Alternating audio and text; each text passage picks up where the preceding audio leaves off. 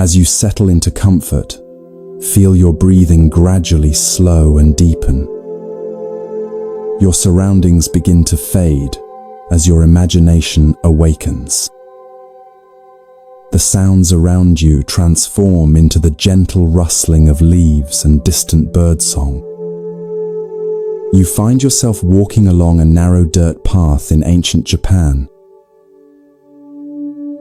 The morning air is crisp against your skin, carrying the sweet scent of cherry blossoms that drift lazily from the trees lining the path.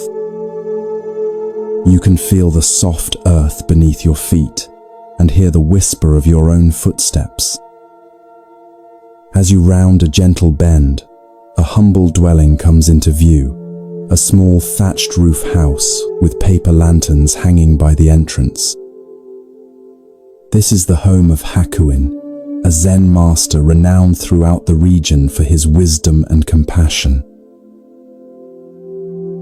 You pause near a flowering tree, watching as children gather around Hakuin in his small garden.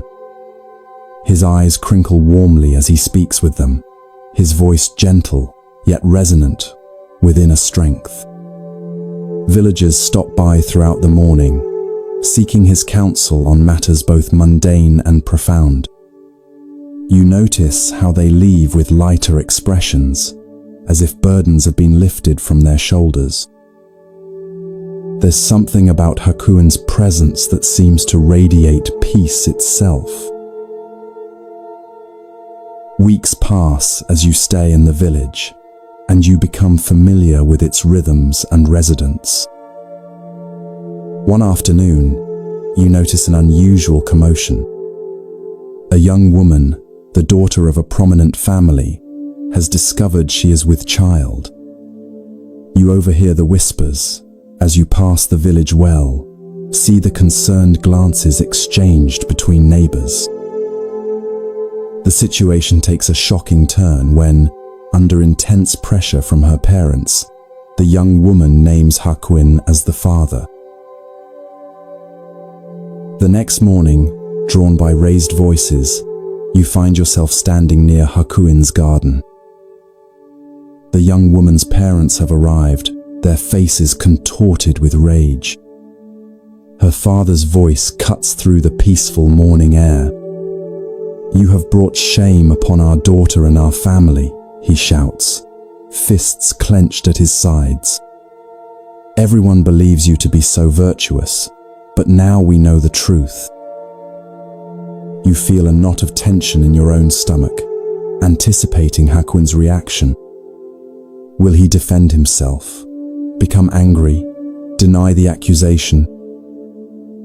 You watch as Hakuin listens, his face a portrait of calm attention. When the parents finally pause, breathing heavily from their tirade, Hakuin responds with just 3 words, spoken so softly you almost don't catch them. "Is that so?" You feel a strange sensation wash over you, confusion mixed with something like awe. Just that? No defense, no explanation, no denial? The parents seem equally stunned, then even more enraged by what they perceive as indifference. They storm away, promising to tell everyone in the village about Hakuin's disgrace. In the days that follow, you witness a remarkable transformation in the village. People who once greeted Hakuin with reverence now cross to the other side of the path to avoid him. The children no longer gather in his garden. Whispers follow him wherever he goes. Yet through it all, Hakuin continues his simple life, meditating in the morning light, tending his garden, fetching water from the well. When confronted directly or when catching the whispers, he responds with the same 3 words, "Is that so?" Months pass, and the seasons change. Cherry blossoms give way to the lush greens of summer, then to autumn's golden hues. One winter morning, as snow falls softly outside, you hear a firm knock at Hakuin's door. The young woman has given birth, and her parents have brought the infant to Hakuin. Standing nearby, you feel the cold air against your face as you watch this scene unfold. Since you are the father, you must take care of your child, they declare, thrusting the swaddled baby into his arms before turning away, their footsteps crunching in the fresh snow. As they disappear down the path, you expect to see despair, or at least concern on Hakuin's face. Instead, he looks down at the infant with tender eyes and says softly, "Is that so?" The baby whimpers, and without hesitation, Hakuin brings the child inside to the warmth of his humble home. You find yourself drawn to help as Hakuin adapts to caring for the infant. You watch him fashion a cradle from a basket, carefully line it with soft cloth. You accompany him as he visits neighbors to obtain milk and learn about caring for a baby. His days, once filled with teaching and meditation, now revolve entirely around the needs of this small child. When villagers express shock or judgment, Hakuin simply responds, "Is that so?" Through changing seasons, you witness Hakuin's unwavering care for the child. You see him soothe the baby's cries in the middle of the night, fashion toys from simple materials, sing soft lullabies under the light of the moon. The baby's first smile, first tentative steps, all are met with Hakuin's quiet joy and presence. A full year passes in this way. Then one spring morning, as cherry blossoms again drift through the air, you notice the young woman and her parents approaching Hakuin's dwelling. Their faces are different now, drawn with shame rather than anger. You move closer, feeling your heart quicken with anticipation. The parents bow deeply before Hakuin, pressing their foreheads to the ground. "Master Hakuin," the father says, his voice breaking, "we have come to apologize and to tell you the truth. Our daughter has confessed that you are not the father of this child. The real father is a young man from the fish market. We are deeply ashamed of our accusations and the suffering we have caused you." The mother adds, "We have come to take the child back to our daughter, and we will tell everyone in the village the truth about your innocence." You watch Hakuin's face closely, searching for signs of resentment, relief, or vindication. You find none. With the same equanimity he has shown throughout this ordeal, Hakuin gently hands the child, whom he has cared for as his own for a full year, back to the grandparents. And as they express their profound regret and promises to restore his reputation, Hakuin responds with the same 3 words that have carried him through this entire journey. "Is that so?" Standing there in the soft morning light, witnessing this extraordinary demonstration of equanimity, you feel something shift within your own understanding. You begin to grasp the profound freedom that comes with Hakuin's response to life's circumstances, neither clinging to what is pleasant nor resisting what is difficult, but meeting each moment with open awareness. As you reflect on what you've witnessed, you realize that Hakuin's "Is that so?" was never indifference or resignation. It was the expression of a mind free from the tyranny of having to defend itself, explain itself, or identify with circumstances beyond its control. You recognize how differently you might have responded in his position, the energy you would have expended in defending your reputation, the resentment you might have harbored toward those who falsely accused you, the attachment you might have developed to a child you had cared for so deeply.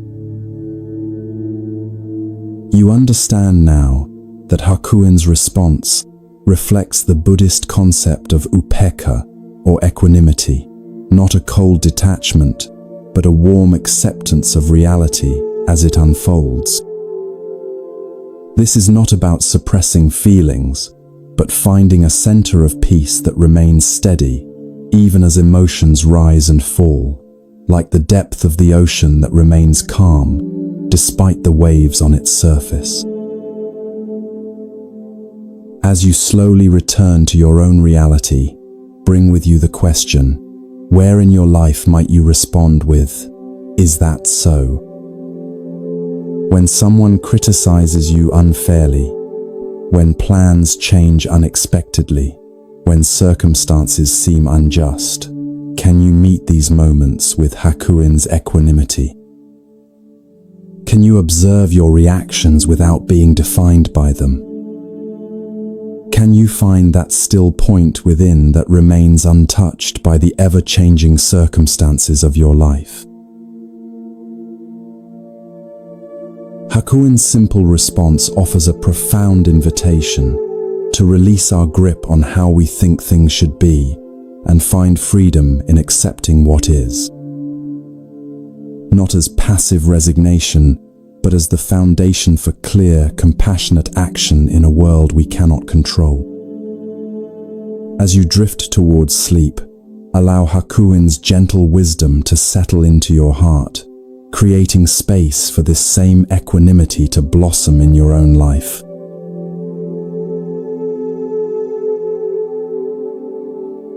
As you settle deeper into comfort, feel your breath becoming slower and more rhythmic.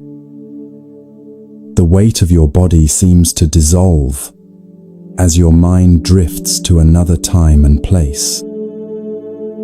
The sounds around you gradually transform into the gentle rustling of bamboo leaves and the distant murmur of flowing water.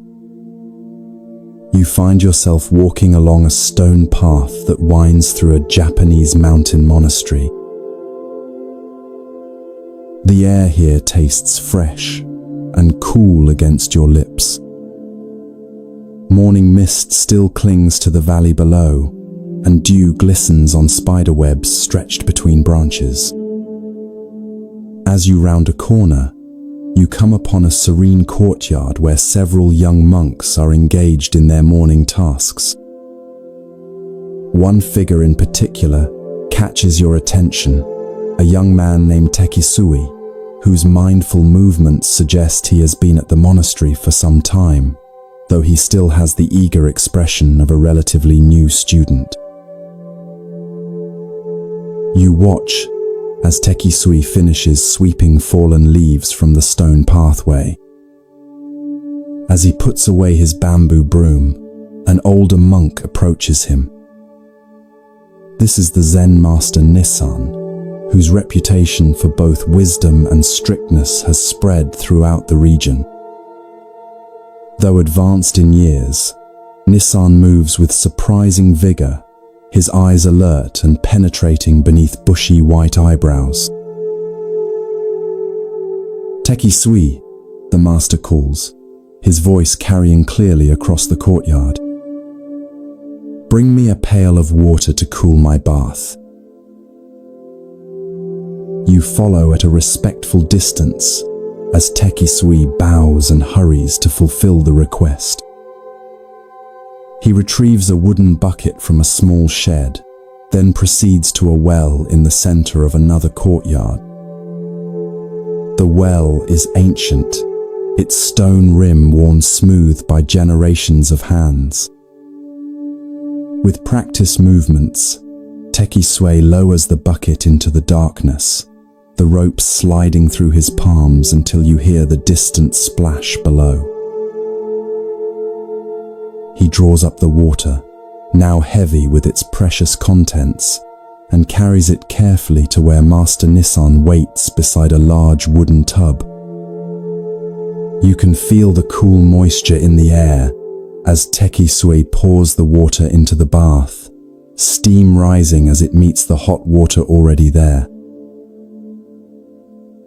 When the bath is properly cooled, Tekisue stands back, apparently waiting to be dismissed. Instead of entering the bath, however, Nissan observes Tekisue closely. The young monk has taken the bucket, still containing a small amount of unused water, and is about to casually toss it onto the ground next to the bathhouse. "Stop!" Nissan's command cuts through the morning quiet like a knife. Tekisue freezes, the bucket tilted, water about to spill. He looks at his teacher with confusion. "You dunce!" the master scolds, his voice stern but not unkind. "Why didn't you give the rest of the water to the plants? What right have you to waste even a drop of water in this temple?" You watch the color rise in Tekisue's face as he straightens the bucket.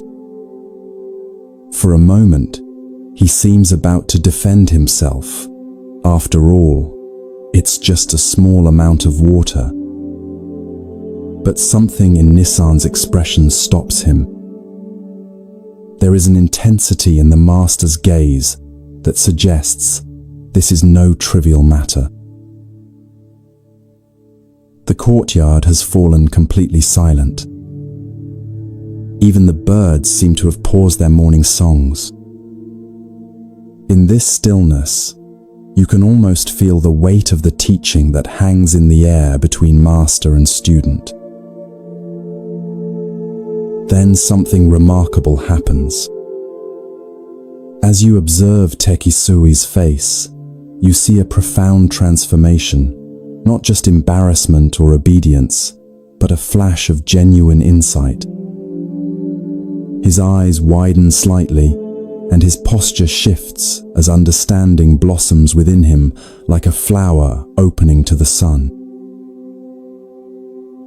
Without another word, Tekisue turns and carefully carries the remaining water to a cluster of young herbs growing nearby. He pours it mindfully at their roots, ensuring that not a single drop is wasted. When he finishes, he turns back to Nissan and bows deeply, gratitude evident in every line of his body. "I understand now, Master," he says softly. Nissan nods once, satisfaction briefly crossing his weathered face. Then he proceeds with his bath as if nothing significant has transpired, while Tekisue continues with his daily tasks.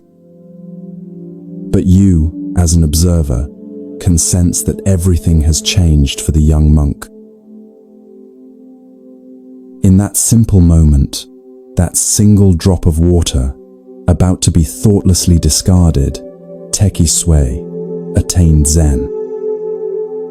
The story could end here, but you feel drawn to follow Tekisue through the rest of his day, curious about how this revelation will manifest. You notice immediately that something is different in how he moves through the monastery. As he helps prepare the midday meal, every grain of rice receives his full attention. When he washes the wooden bowls afterward, he uses precisely the amount of water needed, no more, no less. Even his footsteps seem more deliberate, as if he suddenly understands that each movement carries significance beyond its immediate purpose. Later, you overhear him speaking with another young monk, who asks why he has become so meticulous. Tekisui smiles and says, "Today, I learned that nothing is just a drop of water. In that drop is the entire universe. How we treat the smallest things reflects how we understand the largest things." Years later, when Tekisui becomes a teacher himself, he changes his name to Tekisui, which means a drop of water. The simple lesson by the bath becomes the foundation of his teaching, a reminder that in Zen, enlightenment often comes not through grand revelations, but through mindful attention to the most ordinary aspects of daily life. As you gradually return to your own reality, consider the drops of water in your own life, those seemingly insignificant resources, moments, or opportunities that you might be overlooking or discarding without thought. Perhaps it's the last few minutes before you fall asleep, the leftovers from a meal, a brief exchange with a stranger, or even the unconscious patterns of your breathing. Tekisui's story reminds us that mindfulness isn't about grand spiritual experiences, but about bringing full awareness to even the smallest actions. When we waste water, or food, time, energy, attention, we aren't just being careless with physical resources, we're revealing a fundamental misunderstanding about the interconnected nature of all things. Each drop of water comes from somewhere and goes somewhere. Nothing exists in isolation. Nothing is truly insignificant. In Zen practice, this awareness extends to every aspect of life. The way you wash your face in the morning, how you prepare a meal, the attention you bring to cleaning your home, all become opportunities for practice. All contain the entirety of the Buddhist path. As the 13th century Zen master Dogen taught, to study the Buddha way is to study the self. To study the self is to forget the self. To forget the self is to be actualized by myriad things. As you drift towards sleep, bring gentle awareness to the sensation of your breathing, each inhalation and exhalation like a precious drop of air being received and released. Notice how your consciousness naturally shifts when you pay this kind of attention. Perhaps you too might discover, like Tekisui, that the path to profound wisdom often begins with the most ordinary of moments, with just a single drop of water.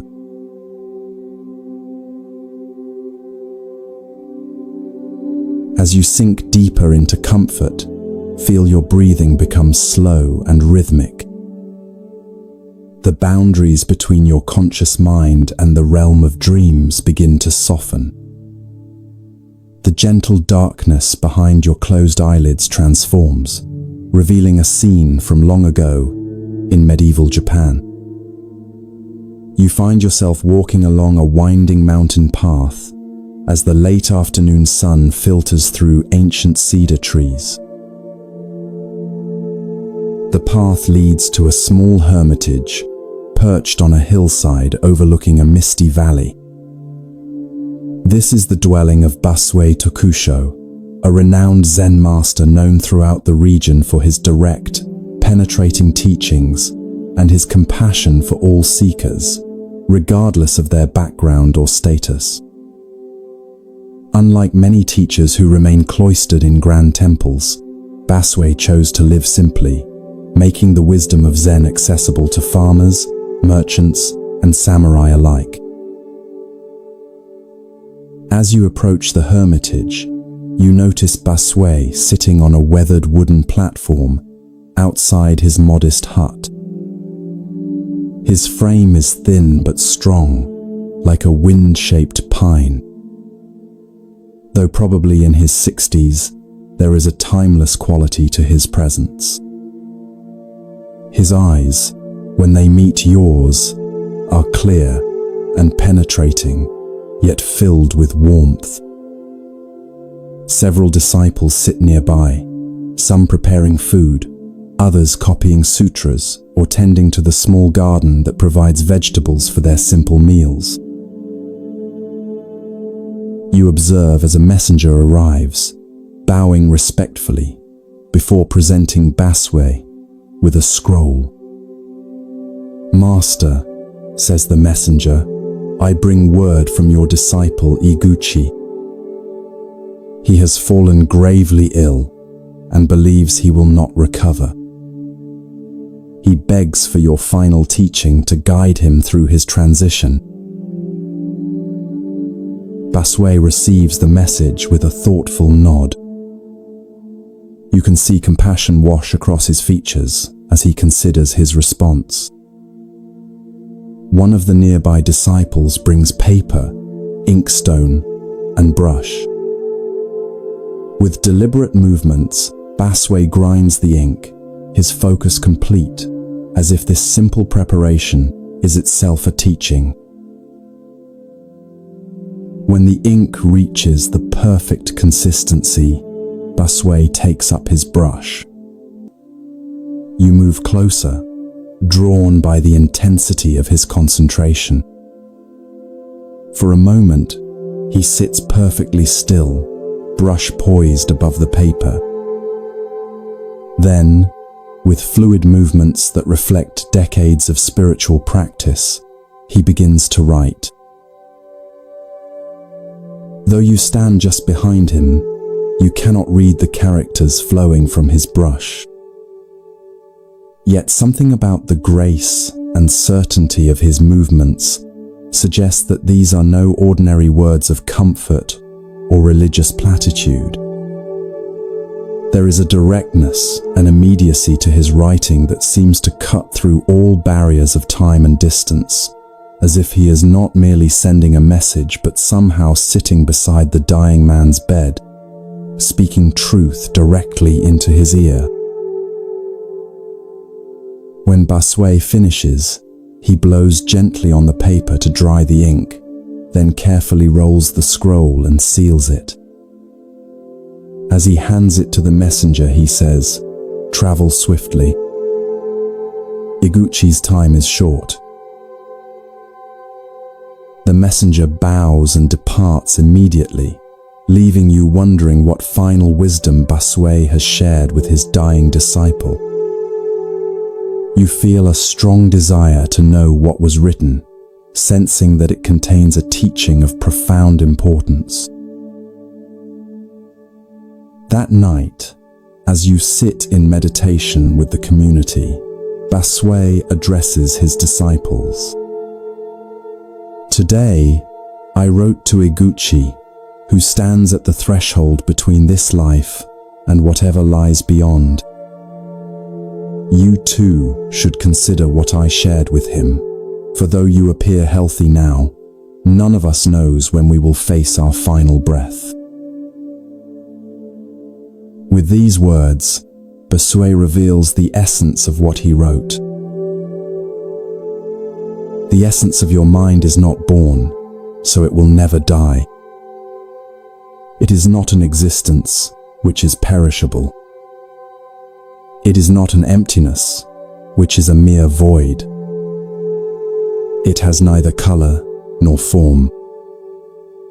It enjoys no pleasures and suffers no pains.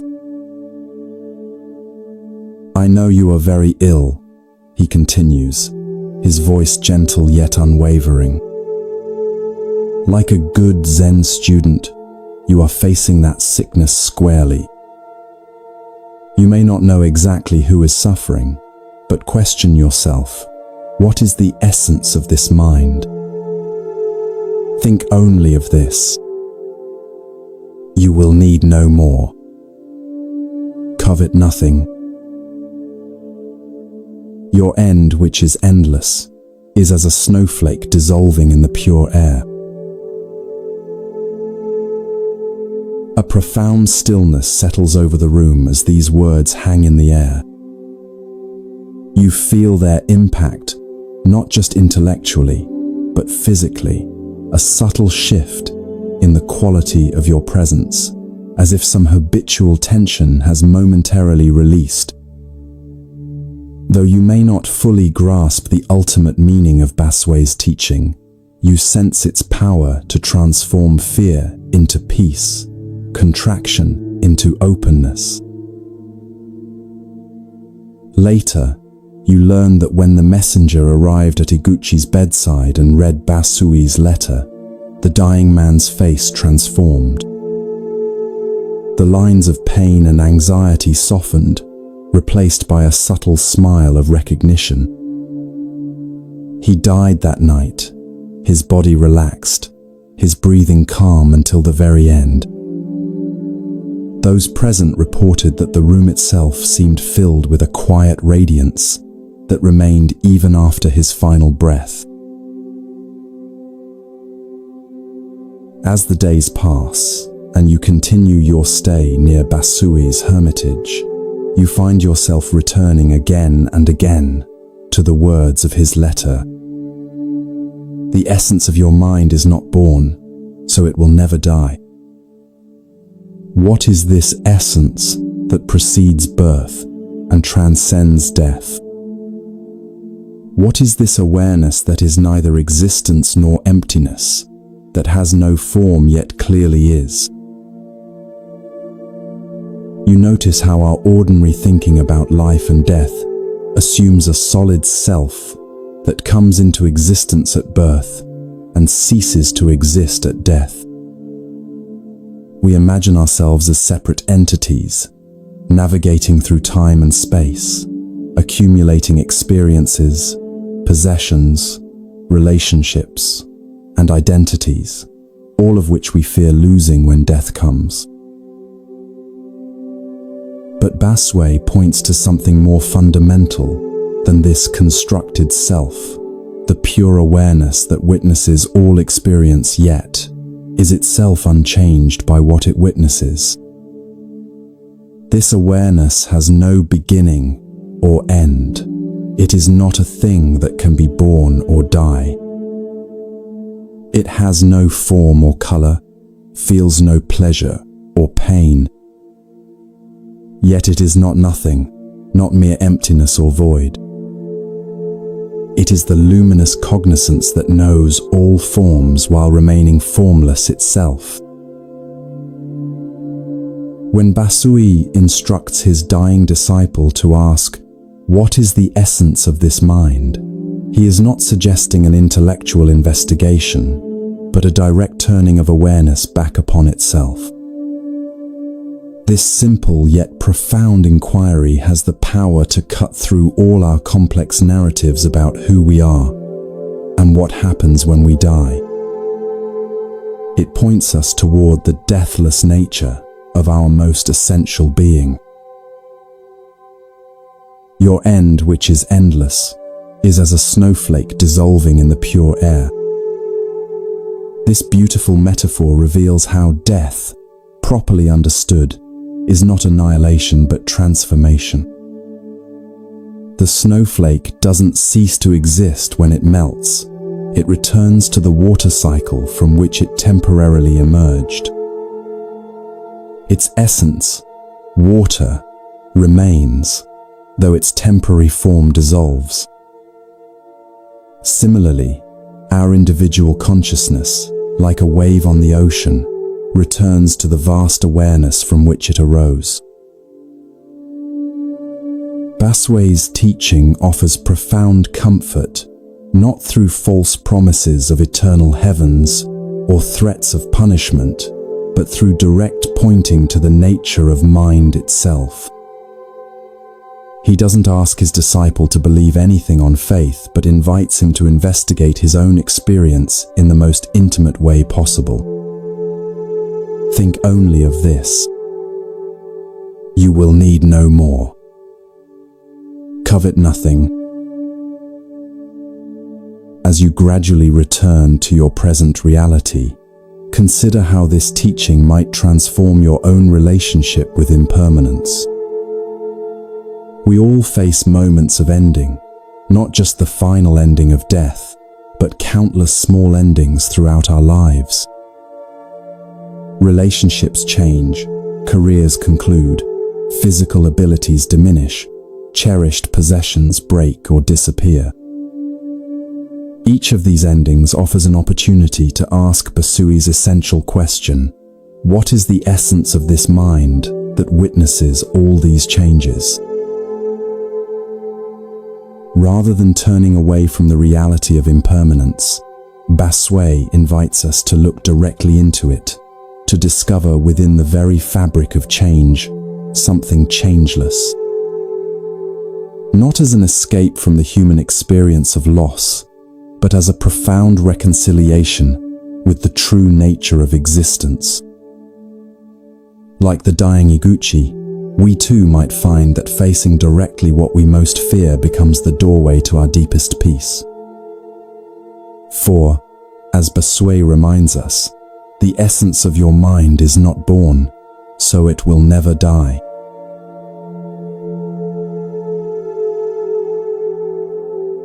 As your body settles more deeply into relaxation, feel your awareness expanding. The boundaries of your everyday consciousness begin to dissolve as you travel back through time to 18th century Japan. The rustling of leaves and the distant song of birds fills your ears as you find yourself walking along a narrow path that winds through a lush forest. Ahead, you glimpse a magnificent temple complex nestled among ancient cedar trees. This is a renowned Shingon Buddhist temple, where scholars and monks gather to study sacred texts and engage in philosophical discourse. As you approach, you notice the elegant curves of the temple roof against the sky and hear the sonorous tones of a ritual bell. The atmosphere is charged with spiritual energy and intellectual vigor. You are drawn to a large hall where a crowd has gathered. Inside, seated on an elevated platform, is a monk in immaculate robes. This is Jun, a Shingon master known throughout Japan not only for his spiritual insight, but for his extraordinary scholarship. Fluent in Sanskrit, Chinese, and several other languages, he is revered as one of the most brilliant minds of his generation. Jun's voice carries clearly through the hall as he delivers a complex lecture on Buddhist philosophy, weaving together strands of thought from various traditions with impressive erudition. The assembled students, mostly monks and a few scholarly lay people, listen with rapt attention, occasionally nodding in appreciation of a particularly insightful point. You notice how they lean forward when he speaks, as if physically drawn to the knowledge he offers. After the lecture concludes, the students bow deeply and begin to disperse. You follow Jun as he returns to his private quarters, a simple room despite his elevated status. As he settles at his desk to review some ancient texts, a temple attendant appears at the door. "Master Jun," the attendant says with a bow, "a letter has arrived for you." He presents a simple scroll sealed with wax. Jun takes the scroll and carefully breaks the seal. As he reads, a subtle change comes over his face, a softening around the eyes, a slight smile playing at the corners of his mouth. You sense that this is no ordinary correspondence. "It is from my mother," he says quietly, almost to himself.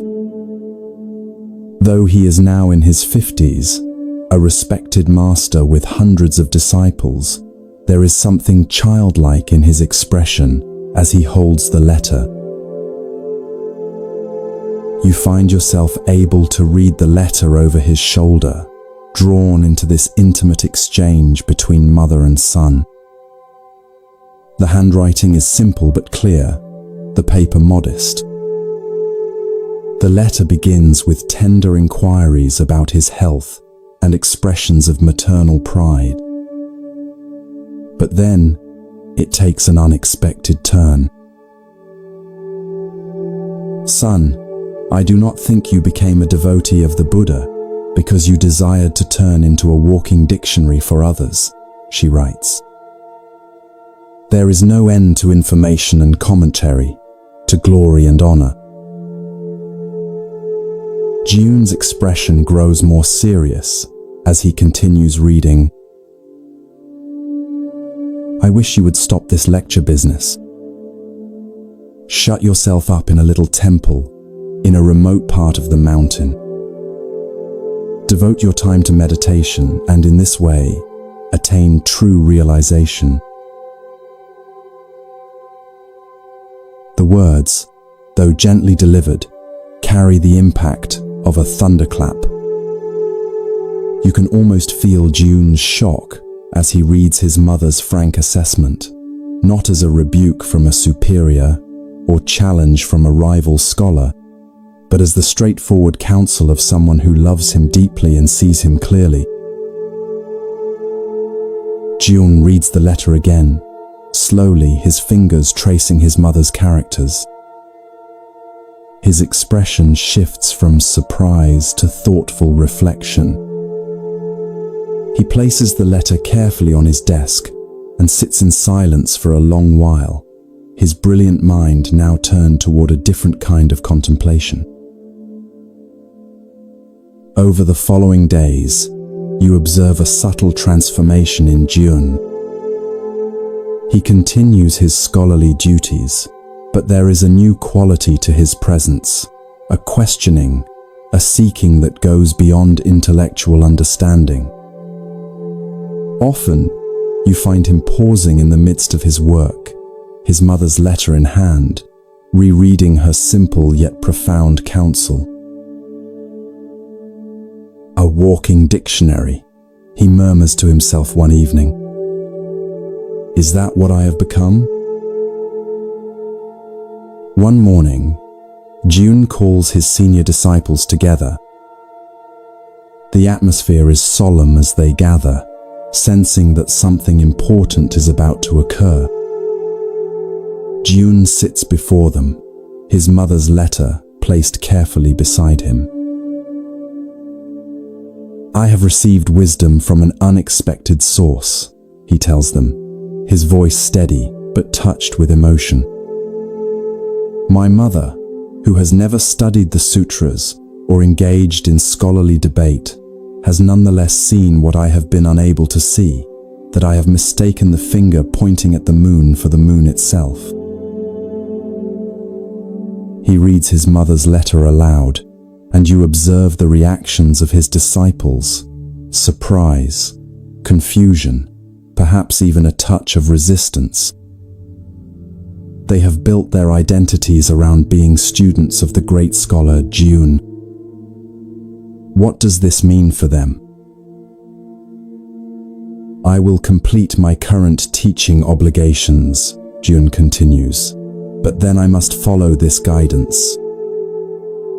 I will withdraw to a small temple in the mountains to devote myself to meditation. Some of you may wish to join me. Others may choose to continue your scholarly pursuits elsewhere. Both paths have value, but I now see that my own path must shift. True to his word, June eventually withdraws from his prominent position. You find yourself following him to a tiny, neglected temple high in the mountains, days away from the nearest village. Here, surrounded by towering trees and visited occasionally by deer and other forest creatures, June establishes a simple practice community. The daily schedule is austere, rising before dawn for meditation, simple meals, work in the temple garden, more meditation. Gone are the elaborate lectures and prestigious visitors. In their place is a profound silence, broken only by the sounds of nature and the minimum of human speech required for communal living. One evening, as sunset bathes the mountains in golden light, you find June sitting on a stone overlooking the valley below. His face, once animated primarily by intellectual excitement, now reflects a different quality, a stillness, a presence that seems to extend beyond his physical form. The transformation is subtle but unmistakable. A young monk approaches hesitantly. "Master," he asks, "do you ever miss your life of scholarship and recognition?" June smiles, his eyes reflecting the golden light. "What my mother helped me to see," he replies, "is that knowledge without realization is like a magnificent map that one studies endlessly without ever taking the journey. I don't regret creating the map. It has value. But now I walk the actual path, and I discover that the territory is both simpler and more profound than any map could indicate." As darkness falls and you gradually return to your present awareness, consider the wisdom of June's mother. Though lacking formal education, she possessed the clarity to see what her accomplished son could not, that he had become entangled in the web of intellectual understanding at the expense of direct realization. This story illuminates a danger that exists on many spiritual paths, the confusion of knowledge about reality with the direct experience of reality itself. Buddhism, particularly in its more scholarly forms, can become an elaborate intellectual structure that actually distances us from the very awakening it was designed to facilitate. We can know everything about meditation, mindfulness, and enlightenment without ever genuinely practicing or experiencing these realities. The Zen tradition offers a powerful corrective to this tendency through its emphasis on direct experience beyond concepts. As the famous saying goes, the finger pointing to the moon is not the moon. The teachings, practices, and philosophies of Buddhism are merely fingers pointing toward the reality of our own awakened nature. If we fixate on the finger, becoming walking dictionaries of spiritual information, we miss the luminous reality to which it points. Notice how June's mother didn't criticize his scholarly work as worthless. Rather, she reminded him of his original motivation, not to accumulate knowledge or recognition, but to realize the truth of Buddha's teaching in his own experience.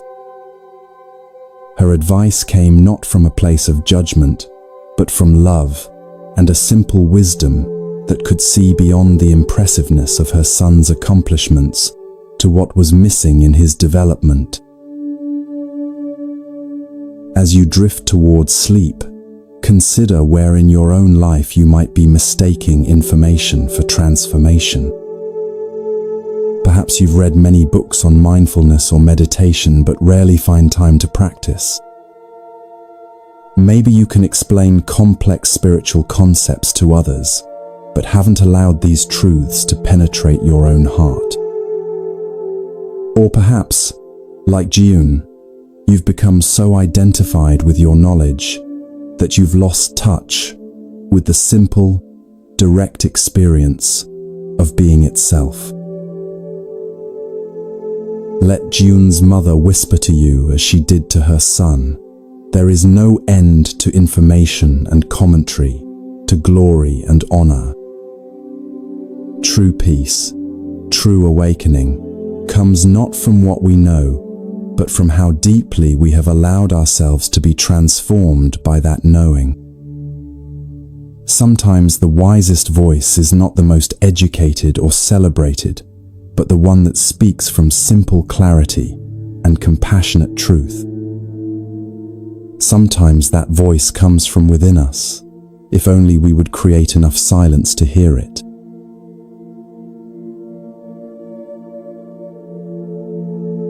Feel yourself drifting deeper now, your body becoming heavier as your mind grows lighter. The sounds of your environment fade as you journey to medieval Japan during the Tokugawa period. The air carries the scent of incense and cedar as you find yourself walking through a small village nestled at the foot of mist-covered mountains. Paper lanterns sway gently in the evening breeze, casting warm pools of light along the narrow streets. The village is abuzz with unusual activity. People gather in small groups, their voices hushed but animated as they discuss some recent event. You approach one such gathering and listen to their conversation.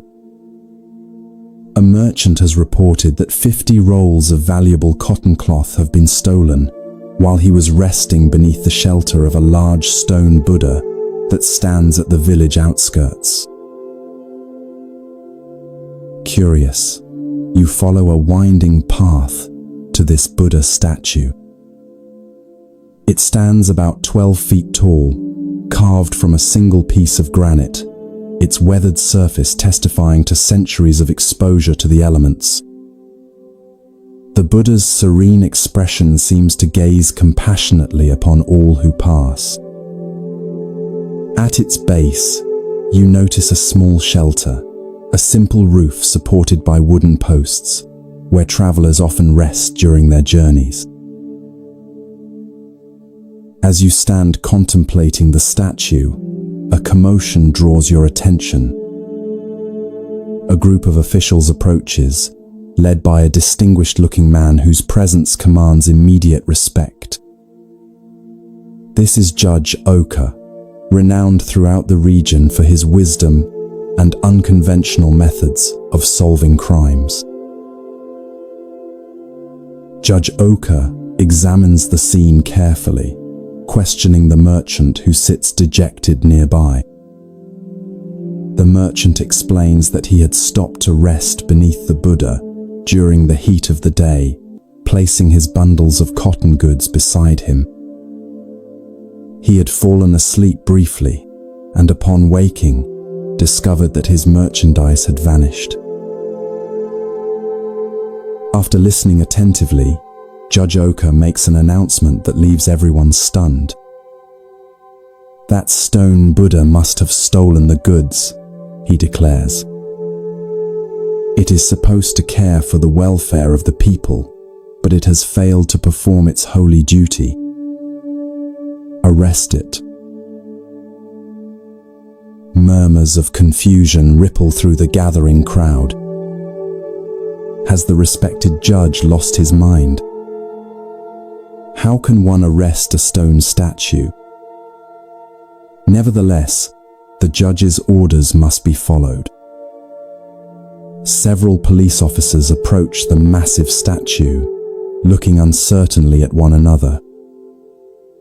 With evident discomfort, they formally announce that the Buddha is under arrest and begin the absurd task of securing ropes around the immovable figure. Word of this extraordinary event spreads rapidly through the village and surrounding areas. By the next morning, a large crowd has gathered to witness the unprecedented spectacle of the stone Buddha being charged with theft. The crowd is boisterous, some laughing openly at the ridiculous situation, others speculating about the judge's mental state. Judge Oka arrives at the appointed hour and takes his seat at a temporary court set up in front of the Buddha. Instead of proceeding with the case, however, he suddenly turns his attention to the noisy spectators. His expression transforms from judicial solemnity to stern disapproval. "What right have you people to appear before the court laughing and joking in this manner?" he demands, his voice cutting through the chatter. "You are in contempt of court and subject to a fine and imprisonment." The crowd falls instantly silent, their amusement replaced by alarm. Being charged with contempt of court is no small matter in this era. Many bow their heads, offering hurried apologies for their disrespectful behavior. Judge Oka regards them sternly for a moment longer, then announces, "I shall have to impose a fine on you all." A collective murmur of distress rises from the crowd. Many are simple farmers or merchants who can ill afford additional expenses. But then the judge continues, "However, I will remit the fine on one condition. Each of you must bring one roll of cotton cloth to the court within 3 days. Anyone failing to do this will be arrested." You watch as understanding dawns on some faces in the crowd. This unusual penalty seems to have a purpose beyond mere punishment. But most simply nod in acceptance, relieved that they can avoid more severe consequences. 3 days later, you join the villagers as they return to the stone Buddha, each carrying a roll of cotton cloth, as instructed. The rolls are collected and arranged before the judge. The merchant who reported the theft is also present, looking curiously at the growing pile of cloth. Judge Oka instructs the merchant to examine each roll. As the merchant handles the fabric, his eyes suddenly widen. He holds up one particular roll, his hands trembling slightly. "This one," he says, his voice tight with emotion. "This is mine. I recognize the unique pattern and the small repair I made near the edge." All eyes turn to the person who brought that particular roll. A young man stands frozen at the edge of the crowd, his face draining of color. As the police move toward him, he falls to his knees, confessing immediately. He had seen the merchant sleeping, taken advantage of the opportunity to steal the goods, and hidden most of the rolls in his home. Judge Oka nods, seemingly unsurprised by this outcome. He orders the thief into custody and ensures that all 50 rolls of the merchant's cloth are recovered and returned. Then, with a gesture that surprises everyone, he instructs that the remaining rolls of cloth, those brought by innocent villagers to satisfy their fine, be returned to their owners. As the crowd disperses, you linger, watching Judge Oka as he approaches the stone Buddha. He looks up at the statue's serene face and offers a small bow, as if acknowledging a silent partnership. You realize that you've witnessed not just clever detective work, but a profound understanding of human nature. Later, in a nearby tea house, you overhear villagers discussing the day's events. The judge knew that asking everyone for a roll of cloth would force the thief to produce one of the stolen rolls. An elderly man explains to his companions. The thief couldn't risk purchasing new cloth that might look different from the stolen goods, and he couldn't refuse to bring anything without raising suspicion. But why arrest the Buddha? A young woman asks. Why not simply order everyone to bring cloth from the beginning? The old man chuckles. That's the genius of it. By creating such an unusual spectacle, arresting a stone Buddha, he ensured that everyone in the village and surrounding areas would hear about it and come to watch. Had he simply announced that he needed cloth from everyone, the thief might have stayed away. He sips his tea thoughtfully. And by charging the crowd with contempt, he created a reason to demand the cloth that seemed unrelated to the theft itself. The judge understood not just law, adds another villager, but also human nature. He knew how to use our curiosity, our desire to witness something extraordinary, even our tendency to make light of unusual situations, all to serve justice. As you reflect on what you've witnessed, you recognize the deeper wisdom in Judge Oka's unconventional approach. Rather than relying on force or threats to discover the thief, methods that might or might not have succeeded, he created conditions where the truth would naturally reveal itself. Like a skilled Zen master, he understood that direct confrontation often creates resistance, while indirect methods can lead to revelation. The judge also demonstrated a principle central to Zen practice, that apparent absurdity can sometimes be the most direct path to truth. The notion of arresting a stone Buddha was, on its face, ridiculous. Yet this very absurdity created the perfect conditions for truth to emerge. Similarly, many Zen koans appear nonsensical on the surface, but are designed to break through our habitual patterns of thinking to reveal deeper insights. Perhaps most importantly, Judge Oka's method embodied compassion alongside justice. Rather than subjecting the entire village to house searches or aggressive interrogations, he created a situation where only the guilty party would be revealed. The innocent were briefly inconvenienced, but ultimately unharmed. Even the thief was given the opportunity to surrender the stolen goods and face the consequences of his actions in a relatively dignified manner. As you drift deeper towards sleep, consider where in your own life you might apply Judge Oka's wisdom. Where might indirect approaches be more effective than direct confrontation? How might apparent absurdity or playfulness create openings where seriousness creates walls?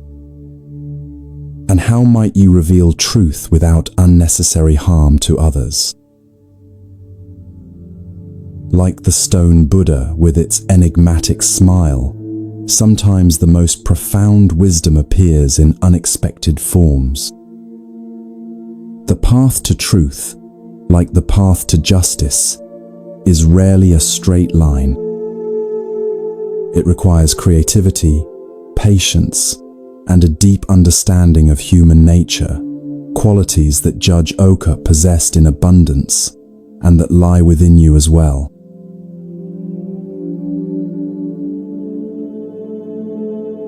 Feel your body becoming heavier as your mind drifts deeper into relaxation.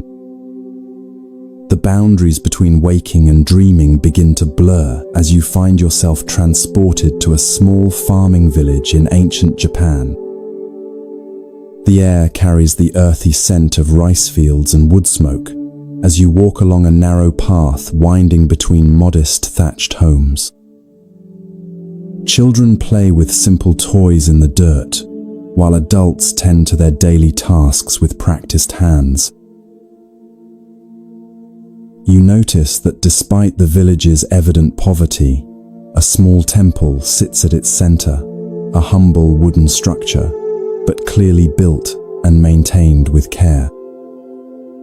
From where you stand, you can see through its open doors to an altar where a bronze Buddha statue rests, its metal surface gleaming softly in the light of butter lamps. Villagers occasionally pause in their work to bow respectfully as they pass by the temple, some stopping briefly to offer a simple prayer. Among the villagers, one man draws your attention. Unlike the others, whose weathered faces reflect lives of hardship balanced with simple joys, this man's expression carries a peculiar intensity. He moves with purpose, his eyes often drawn to the temple as he goes about his work. Something about his demeanor suggests a complicated relationship with the sacred building and what it contains. As twilight approaches and the village activity quiets, you watch this man approach the temple.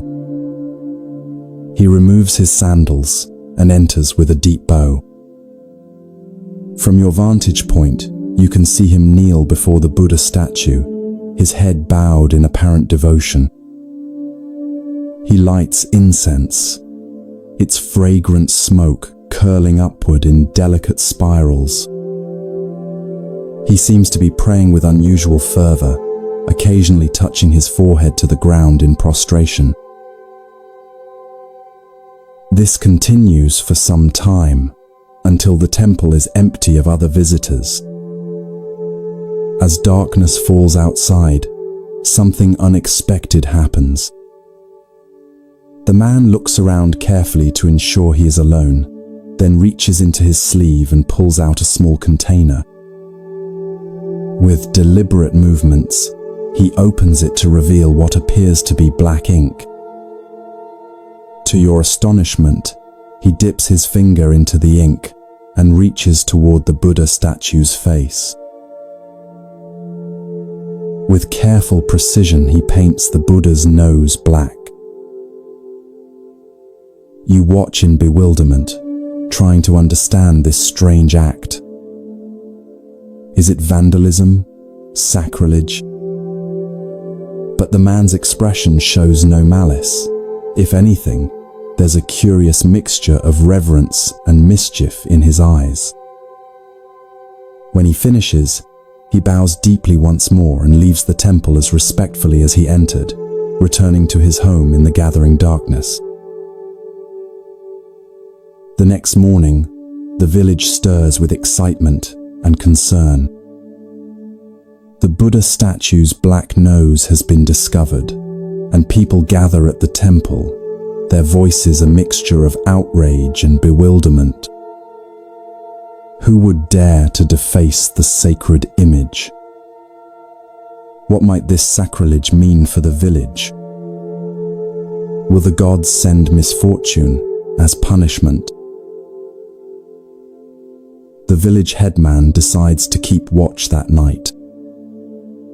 Hidden in the shadows of the temple, he waits patiently for the culprit to return. Sure enough, as midnight approaches, the same man enters, performs his devotions, and once again carefully repaints the Buddha's nose, which had been cleaned earlier that day. The headman steps from the shadows. "Why are you doing this?" he demands, his voice stern but controlled. "Do you not fear the consequences of defacing our sacred Buddha?" The man turns, startled, but not afraid. After a moment of silence, he speaks with unexpected sincerity. "Honored headman, I mean no disrespect. This Buddha has been in our village for generations. watching over us through floods and droughts, through good harvests and bad. I paint his nose black because I wish him to remain with us. The headman's brow furrows in confusion. How does painting the Buddha's nose black keep him with us? 3 villages away, the man explains, there is a wealthy town with a grand temple. I have heard their priests speak of acquiring our Buddha for their collection, saying it is wasted in such a poor village. But who would want a Buddha with a black nose? By making him imperfect in their eyes, I make sure he remains perfect for our needs, here, among those who truly love him, not for his beauty but for his presence in our lives. The headman stands silent, absorbing this unexpected explanation. What had seemed like desecration now reveals itself as an act of profound, if unorthodox, devotion. After careful consideration, he nods slowly. Your heart is pure, though your methods are strange. The Buddha sees intention, not appearance. But from now on, let us find another way to protect our temple treasure. In the days that follow, the village devises a simpler solution. They remove the valuable bronze Buddha to a safe hiding place and replace it with a wooden replica. The black-nosed original is brought out only for special ceremonies. Its imperfection, now understood by the villagers as a mark of their community's unique relationship with the divine. What began as a seeming act of irreverence has transformed into a deeper understanding of true reverence.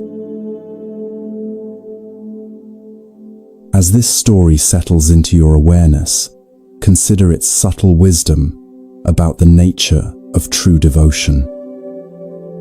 On the surface, painting the Buddha's nose black appears disrespectful, a violation of the conventional ways we honor what we consider sacred. Yet beneath this apparent irreverence lay a deeper reverence, a sincere desire to keep the Buddha present in the community that truly valued him. This paradox, that apparent irreverence can sometimes contain profound reverence, appears throughout the Zen tradition. Consider the famous Zen saying, "If you meet the Buddha on the road, kill him." On its face, this appears shockingly irreverent. Yet its deeper meaning points to the danger of becoming attached to external forms and symbols of enlightenment rather than realizing the Buddha nature within yourself.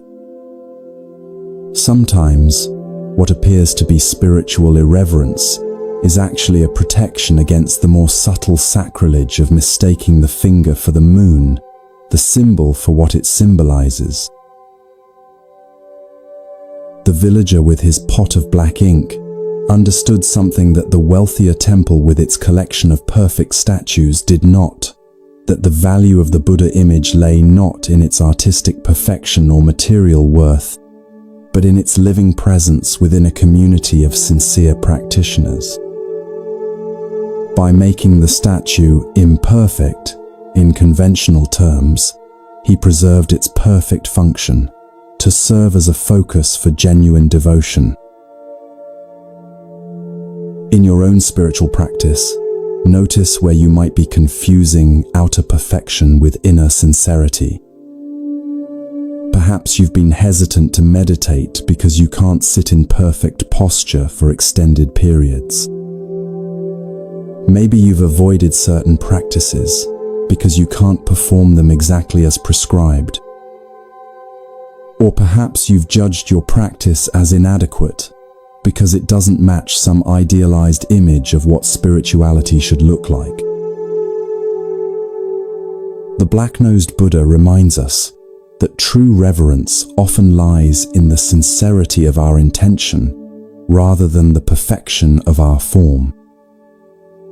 Sometimes, what appears as an imperfection from one perspective is precisely what makes something perfect for its true purpose. The crack in the temple bell that gives its ring a distinctive tone, the worn prayer beads that carry the devotion of generations in their smooth surfaces, the simple home altar that may not impress visitors but holds genuine meaning for the family. These imperfections can be the very markers of authentic spiritual life. As you drift deeper towards sleep, consider what black-nosed Buddhas might exist in your own life, those apparently imperfect elements that actually serve a perfect purpose. Can you, like the village headman, shift your perspective to see the deep reverence that might lie within apparent irreverence? Can you recognize how what seems flawed from one perspective might be precisely what makes something valuable from another? Perhaps the greatest wisdom of the black-nosed Buddha is the reminder that the sacred doesn't need our protection nearly as much as it needs our sincere connection. The divine, in whatever form we understand it, is not diminished by a bit of black ink, but it might well be diminished by spiritual practices performed perfectly yet without heart. In your own way, with your own imperfect practice, you too honor the essence rather than merely the appearance of what is truly sacred.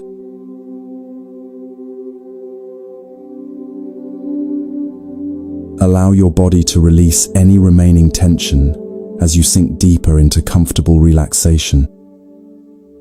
The boundaries of time and space begin to dissolve as you find yourself transported to ancient India over 500 years ago. The air is warm and fragrant with the scent of tropical flowers as you approach a serene hillside known as Vulture Peak. The setting sun bathes everything in golden light, casting long shadows across the lush landscape. You notice a large gathering on the hillside, hundreds of monks in simple robes seated in concentric semicircles. Their faces reflect attentive anticipation as they wait in perfect stillness. At the center of this human lotus flower sits Gautama Buddha himself, his presence radiating both profound peace and alert awareness.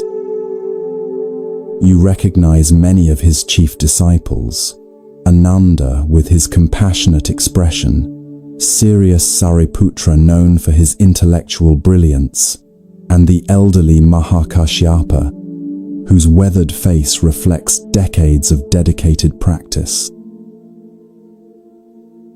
This appears to be no ordinary assembly. Word has spread that the Buddha will deliver an important discourse today, and monks have traveled from throughout the region to hear his teaching. As you find a place among them, you sense the collective anticipation, a shared expectancy that wisdom of particular significance will soon be revealed. The Buddha sits in perfect meditation posture, his eyes gently open, his hands resting in his lap. The assembly waits in respectful silence. Minutes pass. The silence deepens. You notice how the quality of the silence itself seems to shift from expectant to questioning to, finally, a spacious receptivity that transcends the need for words. Without speaking, the Buddha slowly raises his right hand. Between his fingers, he holds a single white lotus flower, freshly picked and still glistening with morning dew. He makes no gesture with it, offers no explanation. He simply holds it up, before the assembly, his gaze moving slowly across the gathered disciples. The monks appear confused. They exchange questioning glances. Is this a new teaching method? Is there symbolic significance to the flower that they should understand? Is the Buddha waiting for a particular question before beginning his discourse? A subtle restlessness ripples through the assembly as the silent moments extend into minutes. Throughout the gathering, only one response emerges that differs from the general confusion. Mahakashyapa, seated near the front, looks at the Buddha and the flower, and his face breaks into a gentle smile. It's not a smile of amusement or even just appreciation, but one of profound recognition, as if through this wordless gesture, something essential has been perfectly communicated between master and disciple. The Buddha's eyes meet Mahakashyapa's, and his own face mirrors the smile. Then, finally breaking the silence, the Buddha speaks. I possess the true Dharma I, the marvelous mind of Nirvana, the true form of the formless, the subtle Dharma gate that does not rest on words or letters, but is a special transmission outside of the scriptures. This I entrust to Mahakashyapa. With these words, something momentous has occurred, though many present don't yet realize it.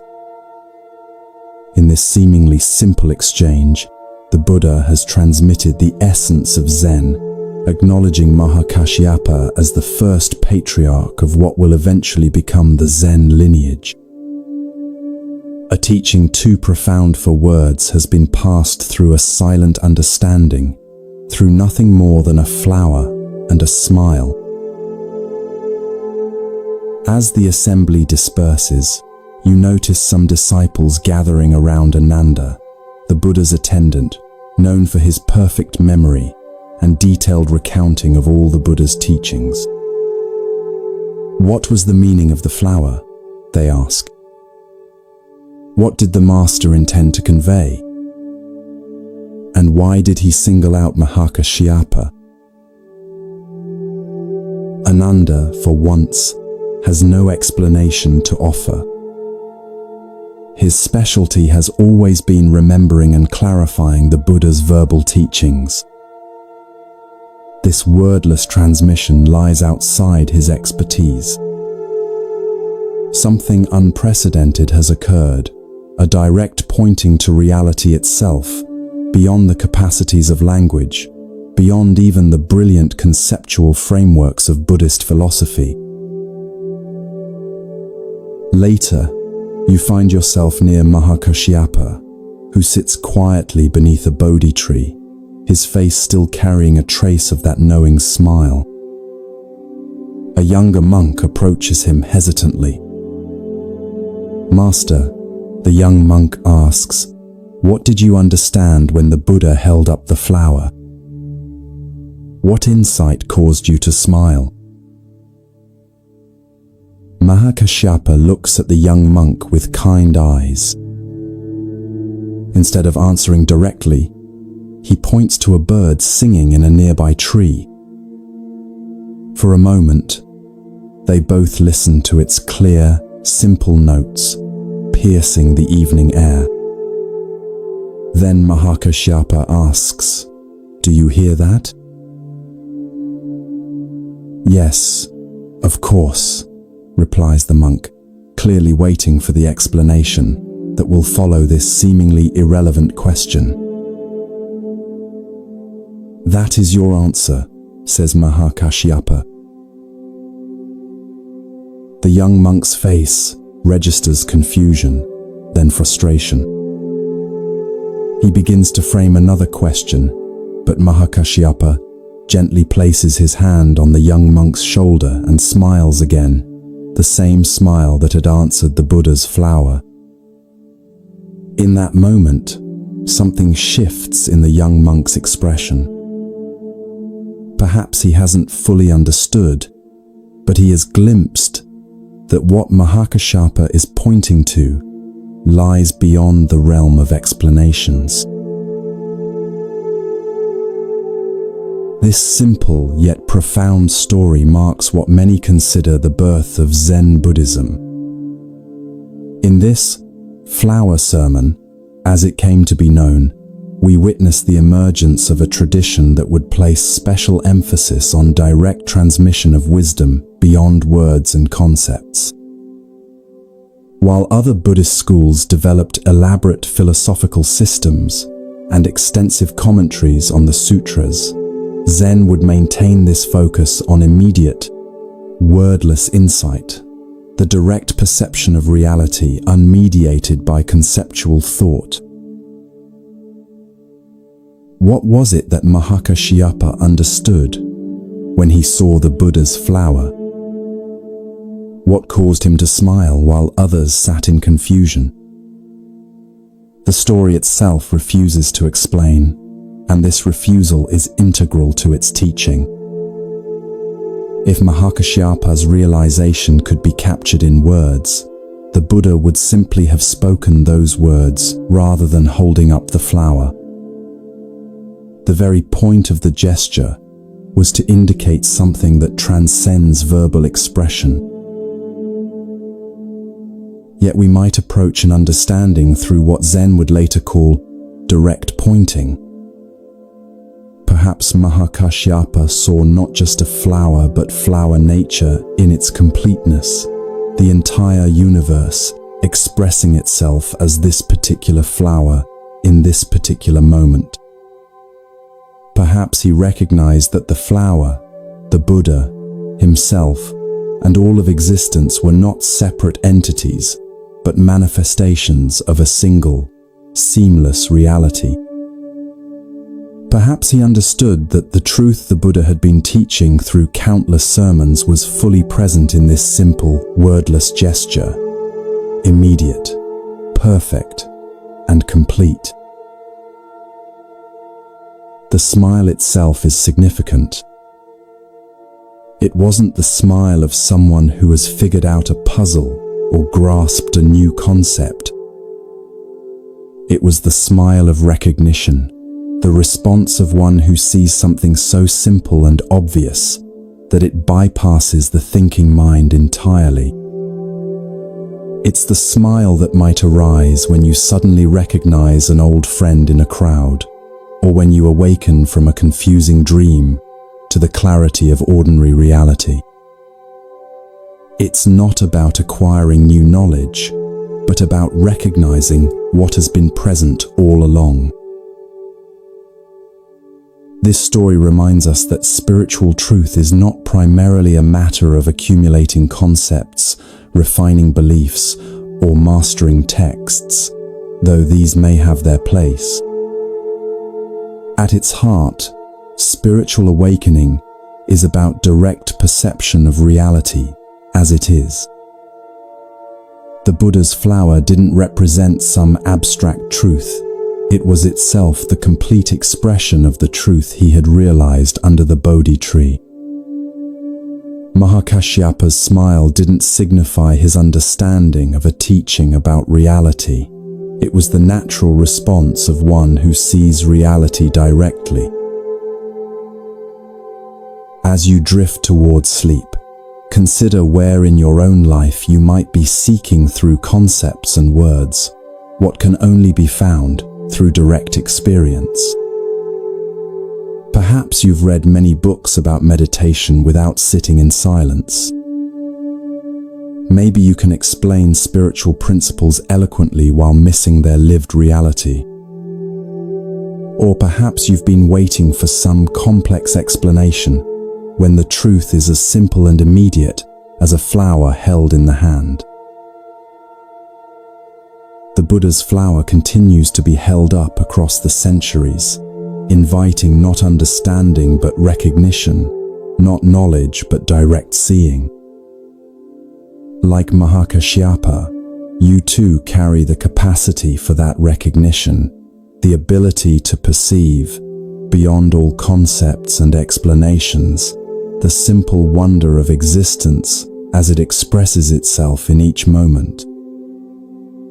And perhaps in that recognition, in your own way, at your own time, a smile might naturally arise, the smile that answers the flower's silent teaching with the heart's wordless understanding.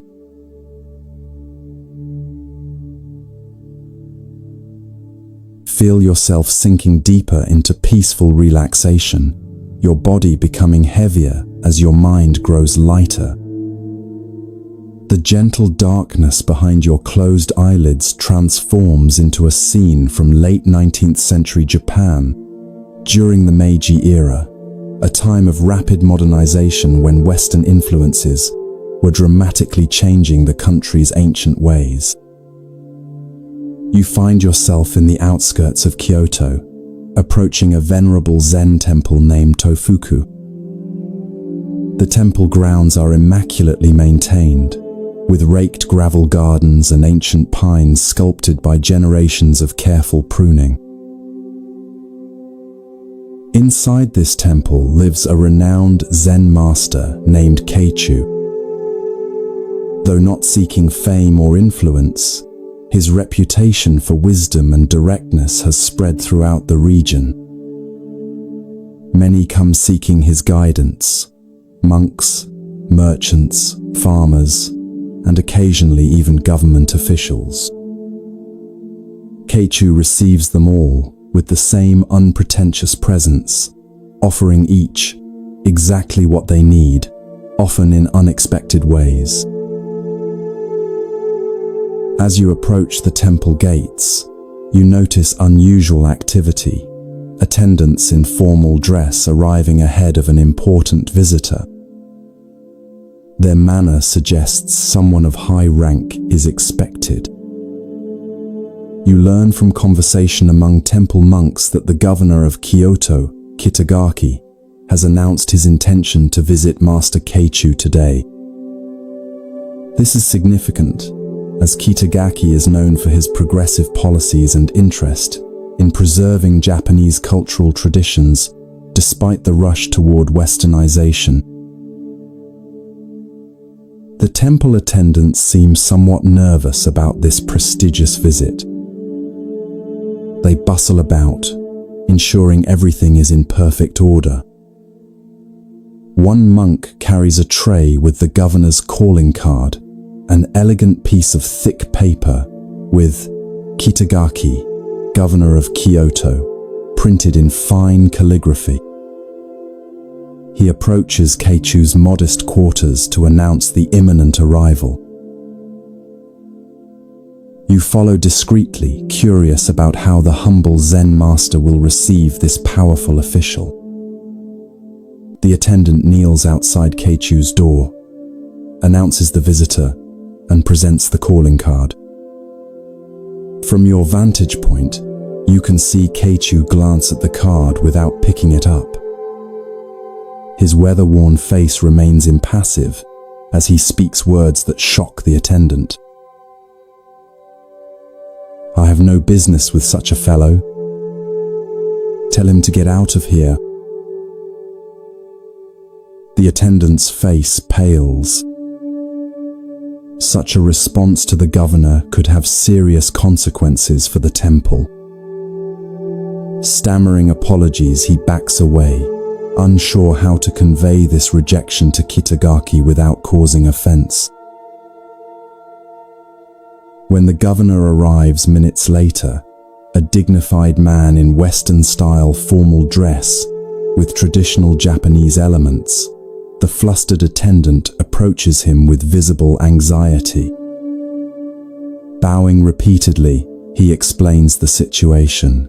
"Your Excellency, there has been an unfortunate misunderstanding. Master Keichu says he has no business with the governor of Kyoto and asks that you leave." To everyone's surprise, Governor Kitagaki doesn't appear angry. Instead, A thoughtful expression crosses his face. After a moment of reflection, he nods slightly. I see. My approach was incorrect.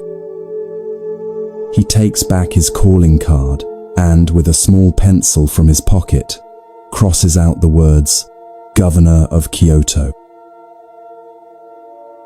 Please take this back to Master Keichu, he says, handing the modified card to the attendant. Tell him Kitagaki requests the honor of his company. The attendant hurries back to Keichu's quarters, presenting the altered card with trepidation. This time, Keichu's reaction is entirely different. His face brightens with a warm smile as he reads the simple name. Ah, is that Kitagaki? I want to see that fellow. Within moments, the governor is welcomed into Keichu's modest room. You observe from a respectful distance as these two men, one a political leader in modern Japan, the other a keeper of ancient wisdom, sit together in animated conversation. The formality that typically surrounds the governor has vanished, replaced by the natural human connection of two individuals meeting without the barrier of titles or positions. Their laughter occasionally carries across the temple garden, suggesting a genuine meeting of minds rather than a formal official visit. Later, as Governor Kitagaki prepares to leave, you notice a subtle but significant change in his demeanor. He moves with the same authority as before, but there's a new lightness to his step, a clarity in his gaze that wasn't present when he arrived. Whatever transpired in his conversation with Keichu seems to have affected him deeply. Before departing, Kitagaki bows to Keichu with genuine respect, not the formal bow of a governor to a subject, but the bow of one human being to another whom he recognizes as a genuine teacher.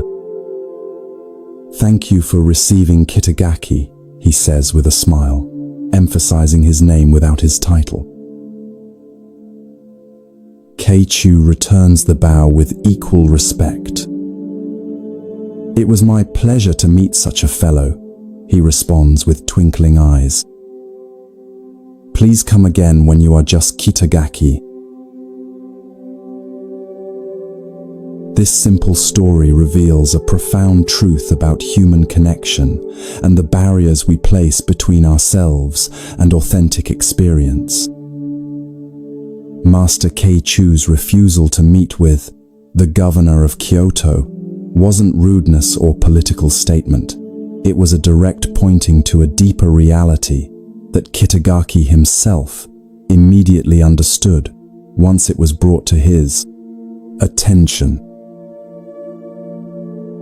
By refusing to receive the governor but welcoming Kitagaki the man, Keichu demonstrated the Zen principle of seeing beyond social roles to the essential nature beneath. Titles, positions, and social identities, what Zen might call form, are necessary conventions for organizing society. But when we identify too strongly with these roles, we create barriers that prevent genuine human connection and direct experience of reality.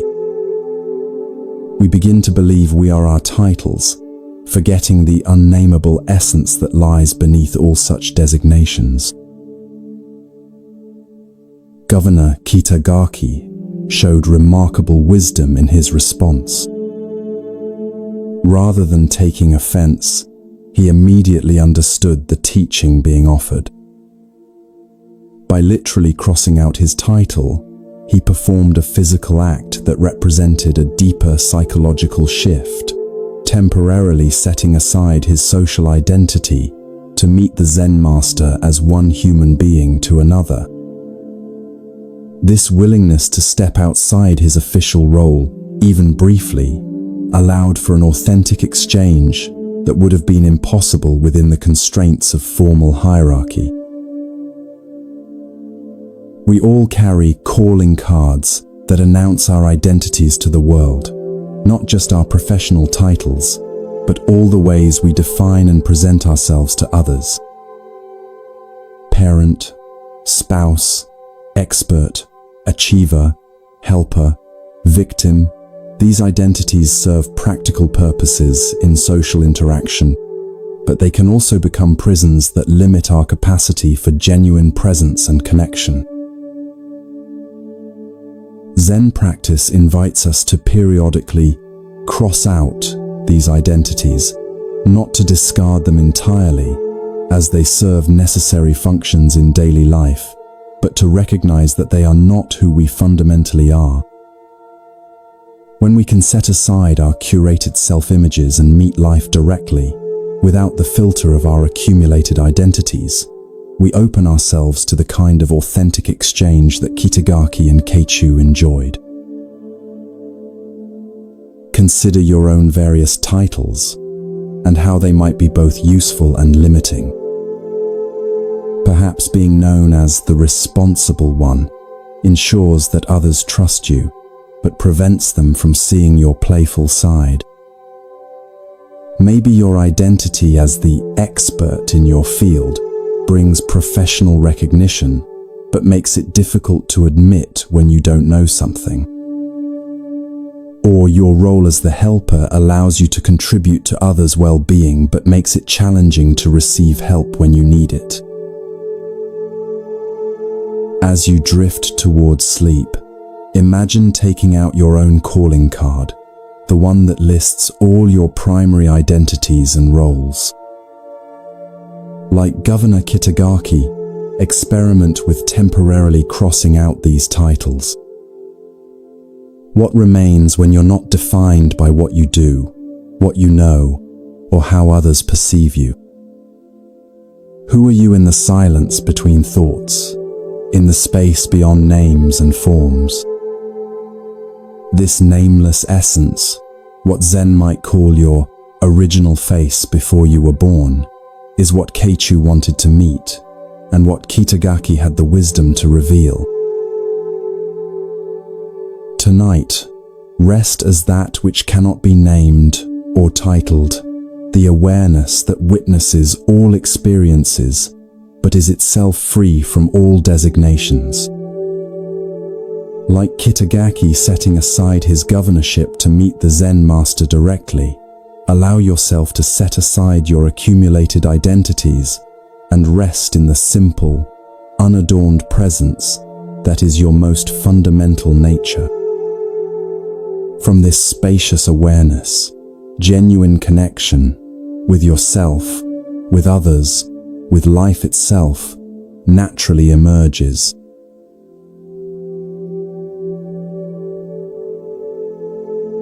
Feel your body becoming increasingly relaxed with each breath. Your thoughts beginning to quiet as you journey to another time and place. The modern world fades away as you find yourself in a traditional Japanese Zen monastery nestled among misty mountains. The air carries the scent of pine and wood smoke as you approach a cluster of simple wooden buildings surrounded by carefully tended gardens.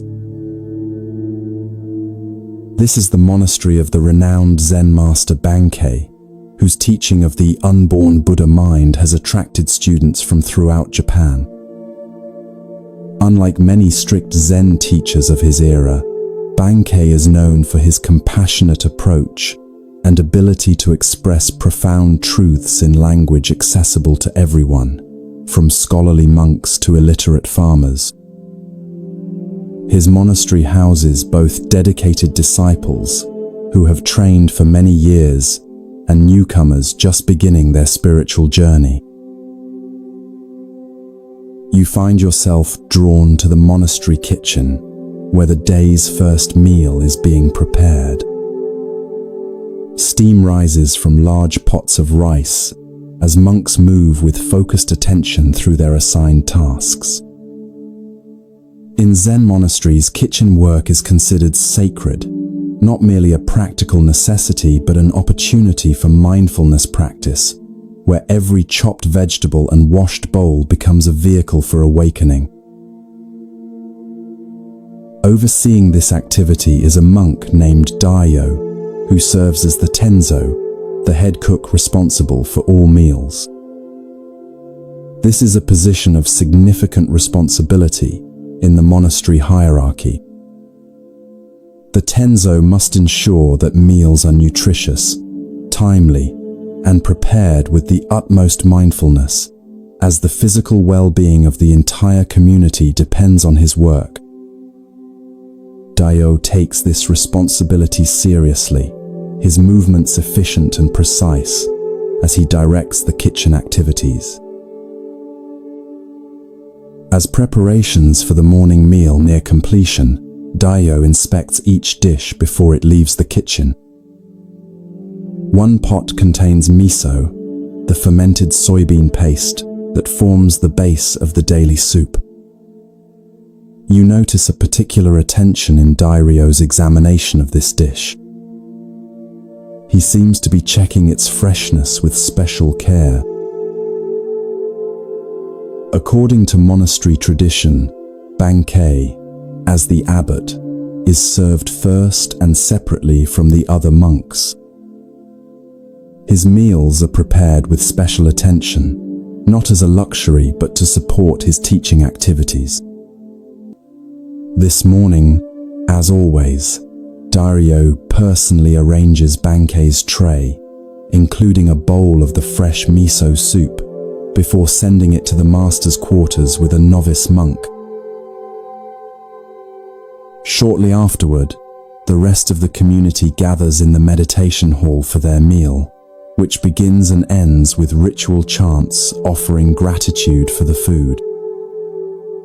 Eating takes place in mindful silence, with each monk fully present to the experience of nourishment. Later that morning, you observe an unusual scene outside the kitchen. Bankei himself approaches, carrying the tray from his breakfast. His expression is serious as he asks for Dairyo. When the head cook appears, Bankei holds out a bowl that still contains some soup. In the bottom of the bowl is a small dead lizard. A ripple of tension moves through the novice monks who have gathered to watch. Such a serious oversight, serving the master food containing something impure, could result in severe consequences. In the strict hierarchy of traditional Zen training, the head cook might be publicly reprimanded or even dismissed from his position. Dairyo approaches Bankei and looks at the dead lizard in the bowl. Without hesitation or defensiveness, he bows deeply. "I am sorry, Master," he says with genuine regret. Then, to everyone's astonishment, he takes the bowl from Bankei's hands, picks up the dead lizard, and eats it. He then drinks the remaining soup. A collective gasp rises from the watching novices. Eating something impure, especially something that had died in food, violates not just culinary standards, but deeper cultural and religious taboos in Japanese Buddhism. Daio's action seems incomprehensible. Bankei watches Daio with a still expression that reveals neither approval nor disapproval. After a moment of silence that seems to stretch into eternity, he simply nods once and returns to his quarters without another word. No punishment is given, no further mention made of the incident. Later that day, you overhear several novice monks discussing what they witnessed. They are trying to understand the meaning of Dairyo's shocking action and Bankei's response. One suggests that Dayo ate the lizard out of fear of punishment. Another believes it was a demonstration of extreme asceticism. A third wonders if it was simply a desperate attempt to hide the evidence of his mistake. An elder monk who was trained under Bankei for many years overhears their speculation and joins their circle. "You have all missed the point," he says quietly. "What you witnessed was neither fear, asceticism, nor deception. Daio's action embodied true responsibility. When we truly take responsibility, we don't make excuses or point fingers. We eat the consequences of our actions, literally in this case." "But couldn't he have simply apologized?" asks one of the novices. The elder monk smiles. "Words are cheap. Anyone can say, 'I'm sorry,' while inwardly making excuses or blaming circumstances." Daio didn't just acknowledge his mistake verbally, he fully embodied his responsibility by consuming the very consequence of his oversight. There was nothing left to discuss because the matter was completely resolved in that single action. Another novice speaks up. "Is that why Master Bankei said nothing more about it?" "Exactly," replies the elder. "When someone fully owns their mistake, without any trace of excuse or evasion, what more is there to say?" Bankei recognized Dairo's profound understanding and responded with equal clarity by allowing the matter to be completely finished. This remarkable story illuminates the Zen approach to responsibility and error. In our usual thinking, we often respond to mistakes with a complex internal process. First denial, then excuse making, followed perhaps by reluctant admission, blame, shifting, promises of future improvement, and requests for forgiveness. This elaborate dance around error actually prevents us from fully experiencing and integrating the consequences of our actions. Dairyo demonstrates a radically different approach, what we might call eating the blame. Rather than engaging in explanation or justification, he literally consumes the evidence of his oversight. This physical act perfectly embodies the Zen principle of direct action without the intermediary of excessive thought or speech. There is a mistake. He acknowledges it. He consumes it completely. The matter is finished. Notice the profound emotional freedom in this approach. When we fully accept responsibility, without any trace of defensiveness, we experience a paradoxical lightness. There is nothing to protect, nothing to defend, no elaborate narrative to maintain. This is remarkably different from our usual experience of making mistakes, where we often carry the heavy burden of justification, fear of judgment, and lingering shame. Bankei's response is equally instructive. He doesn't press the point, demand further apology, or use the incident as a teaching opportunity. He recognizes that Dairyo's action is complete in itself, a perfect expression of understanding that requires no elaboration. By simply nodding and walking away, Bankei acknowledges the completeness of Dairyo's response and allows the incident to be truly finished. In our personal relationships, how often do we keep mistakes alive through repeated reference, continuing blame, or demands for multiple apologies.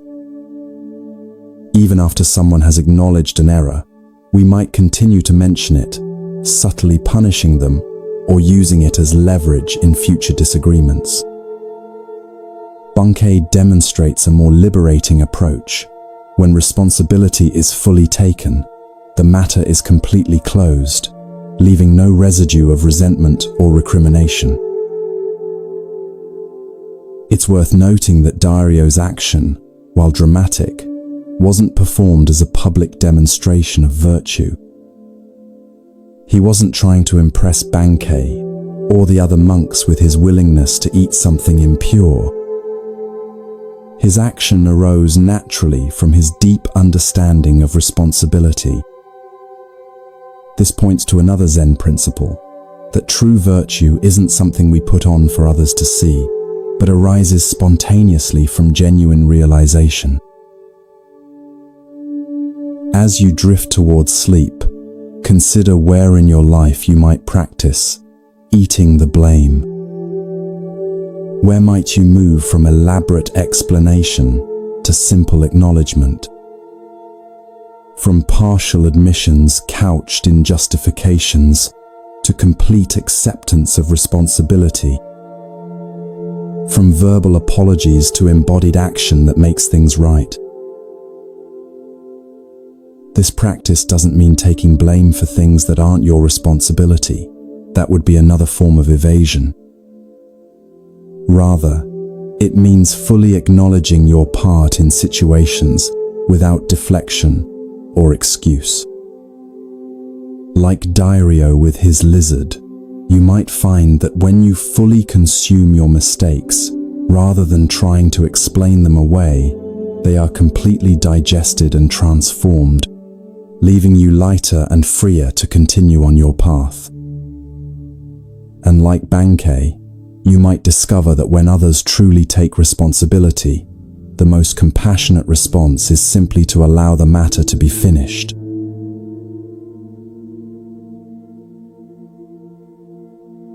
Allow yourself to settle more deeply into comfort, your breath becoming slow and rhythmic.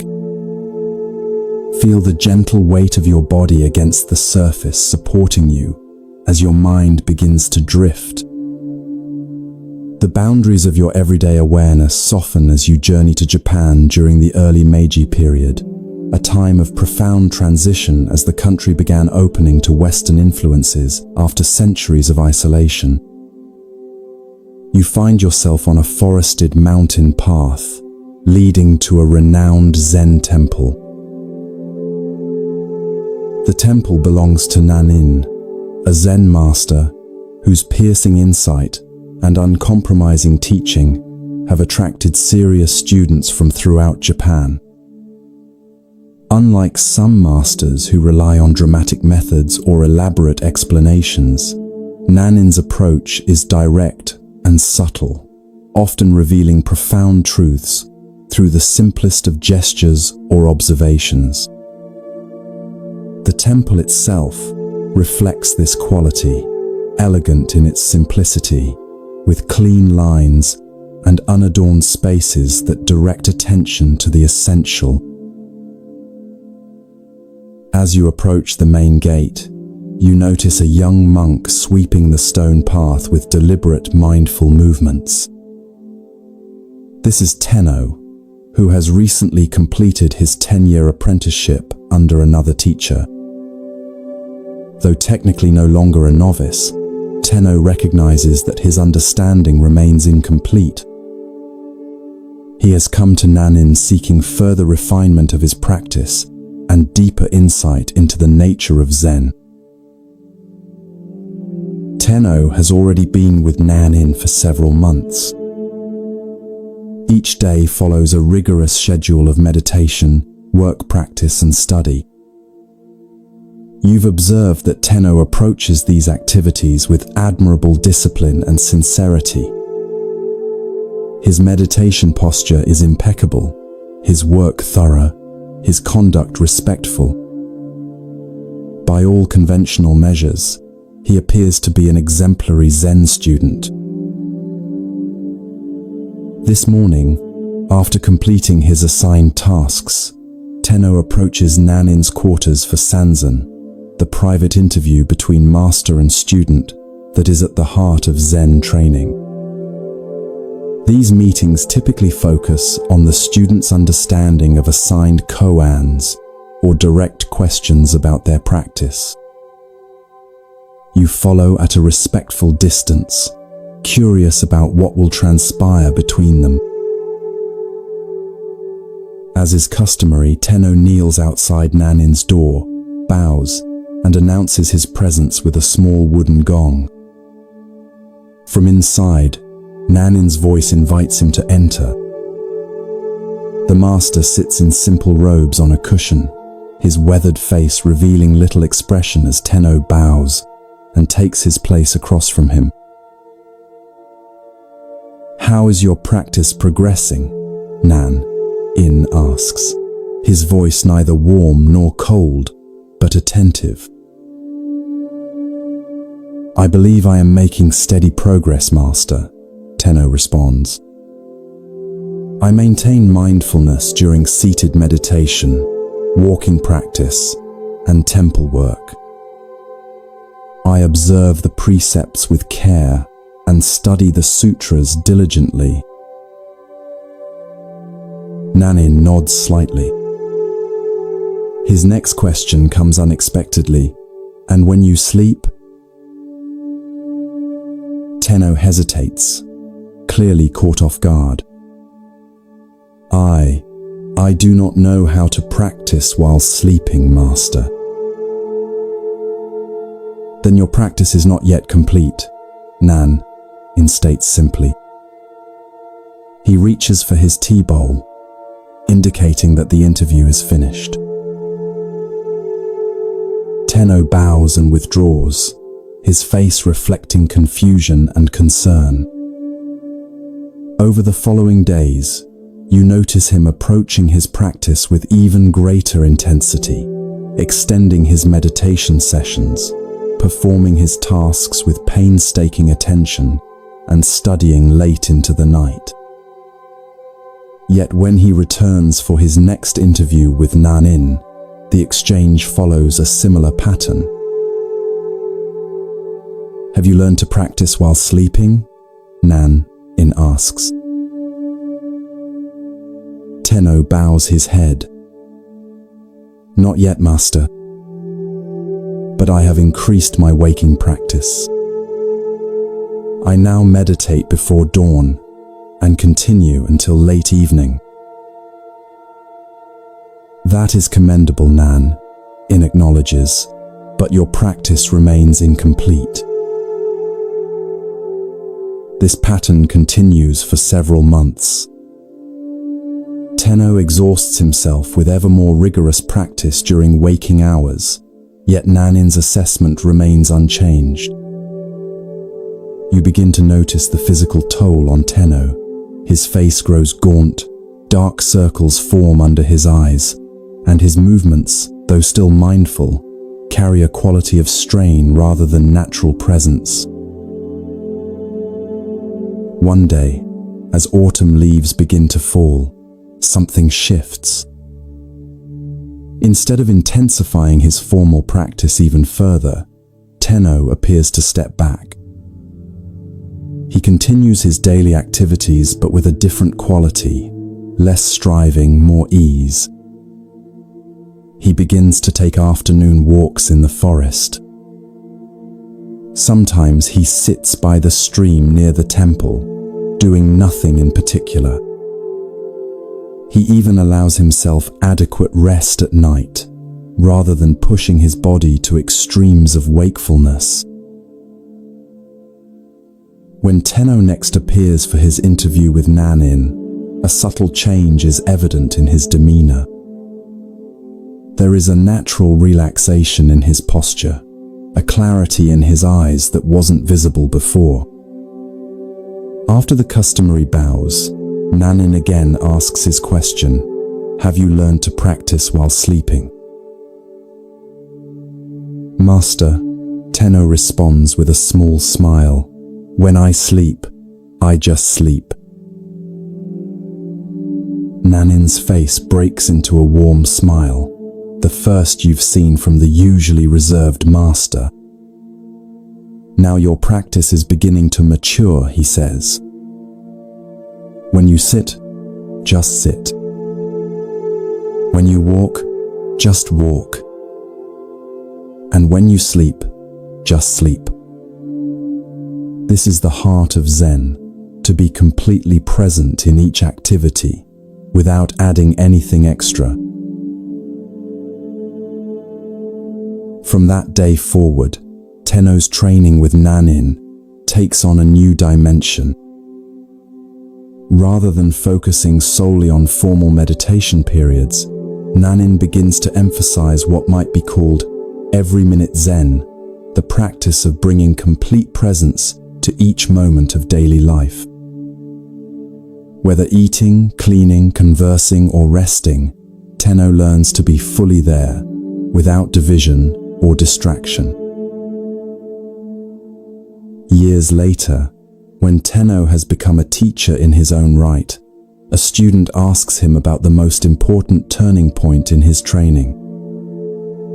Tenno smiles and shares the story of his struggle to practice while sleeping. I had been approaching Zen as something to achieve, a state to attain through effort, he explains. What Nan-in helped me realize was that authentic practice isn't about adding a special Zen quality to our activities. It's about removing the barriers to fully experiencing what is already here. When we sleep, we completely become sleep. When we eat, we completely become eating. No separation, no observer standing apart from experience. This is every-minute Zen. This simple yet profound story illuminates several essential aspects of authentic spiritual practice. First is the trap that Tenno initially fell into, the mistake of compartmentalizing practice, seeing it as something we do during certain designated activities but not others. Many of us make this same error, believing that spirituality happens in meditation halls, yoga studios, or houses of worship, but remains separate from ordinary life. We create an artificial division between sacred and secular, practice time, and the rest of our day. Nanin's persistent question about practicing while sleeping challenged this compartmentalization. Sleep represents the ultimate non-doing state. We cannot approach it through effort or control. We cannot force ourselves to sleep through willpower, nor can we remain consciously vigilant while sleeping. By highlighting this apparent paradox, Nanin was pointing to a fundamental misunderstanding about the nature of practice itself. Notice how Tenno initially responded by intensifying his efforts during waking hours, a common but misguided approach when we feel our practice is inadequate. We often believe that if our meditation, prayer, or other spiritual activities aren't yielding the results we seek, we simply need to do more of them or perform them more rigorously. This approach reflects a fundamental misunderstanding of spiritual practice as primarily a doing rather than a being. The breakthrough came when Tenno shifted from striving to allowing, from trying to practice sleep to simply sleeping. This represents a profound shift from practice as a special activity we perform to practice as the direct, unmediated experience of whatever is happening. When we fully inhabit each moment without adding anything extra, when we just sleep while sleeping, just eat while eating, just sit while sitting, we discover the heart of Zen. This quality of complete presence has been described by Zen master Dogen as body and mind dropping away. It's not that the body and mind disappear, but rather that the sense of a separate self managing the experience falls away. There is just the pure experience itself, undivided, unmediated, complete.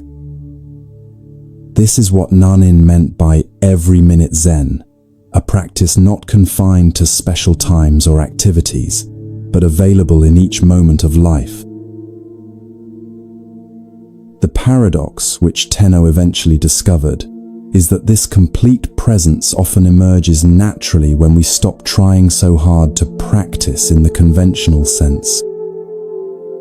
His breakthrough came not by intensifying effort, but by allowing a natural relaxation into the reality of each moment. This doesn't mean abandoning formal practice periods, which provide important training and support, but rather understanding their true purpose, not as special spiritual times, distinct from ordinary life, but as concentrated opportunities to cultivate the awareness that can permeate every moment. As you drift towards sleep, consider your own relationship with practice. Do you, like Tenno initially, compartmentalize your spiritual life? Do you have designated practice times that seem disconnected from the rest of your experience? Can you sense the possibility of an every-minute Zen that embraces all activities, from the sublime to the mundane, from active engagement to complete rest? Perhaps tonight, as you transition into sleep, you might experiment with Tenno's discovery. Rather than trying to maintain awareness during sleep, which creates a division between the observer and the experience, simply allow yourself to fully become sleep. No separation, no effort, no practice, just the complete embrace of what is already naturally occurring. This is not the abandonment of practice, but its fulfillment, the discovery that when we drop all trying, even the trying to practice, what remains is the natural wakeful awareness that has been present all along.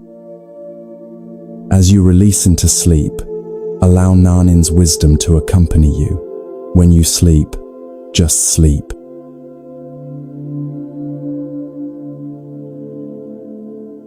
Feel your body growing heavier, your breath slower and deeper with each passing moment.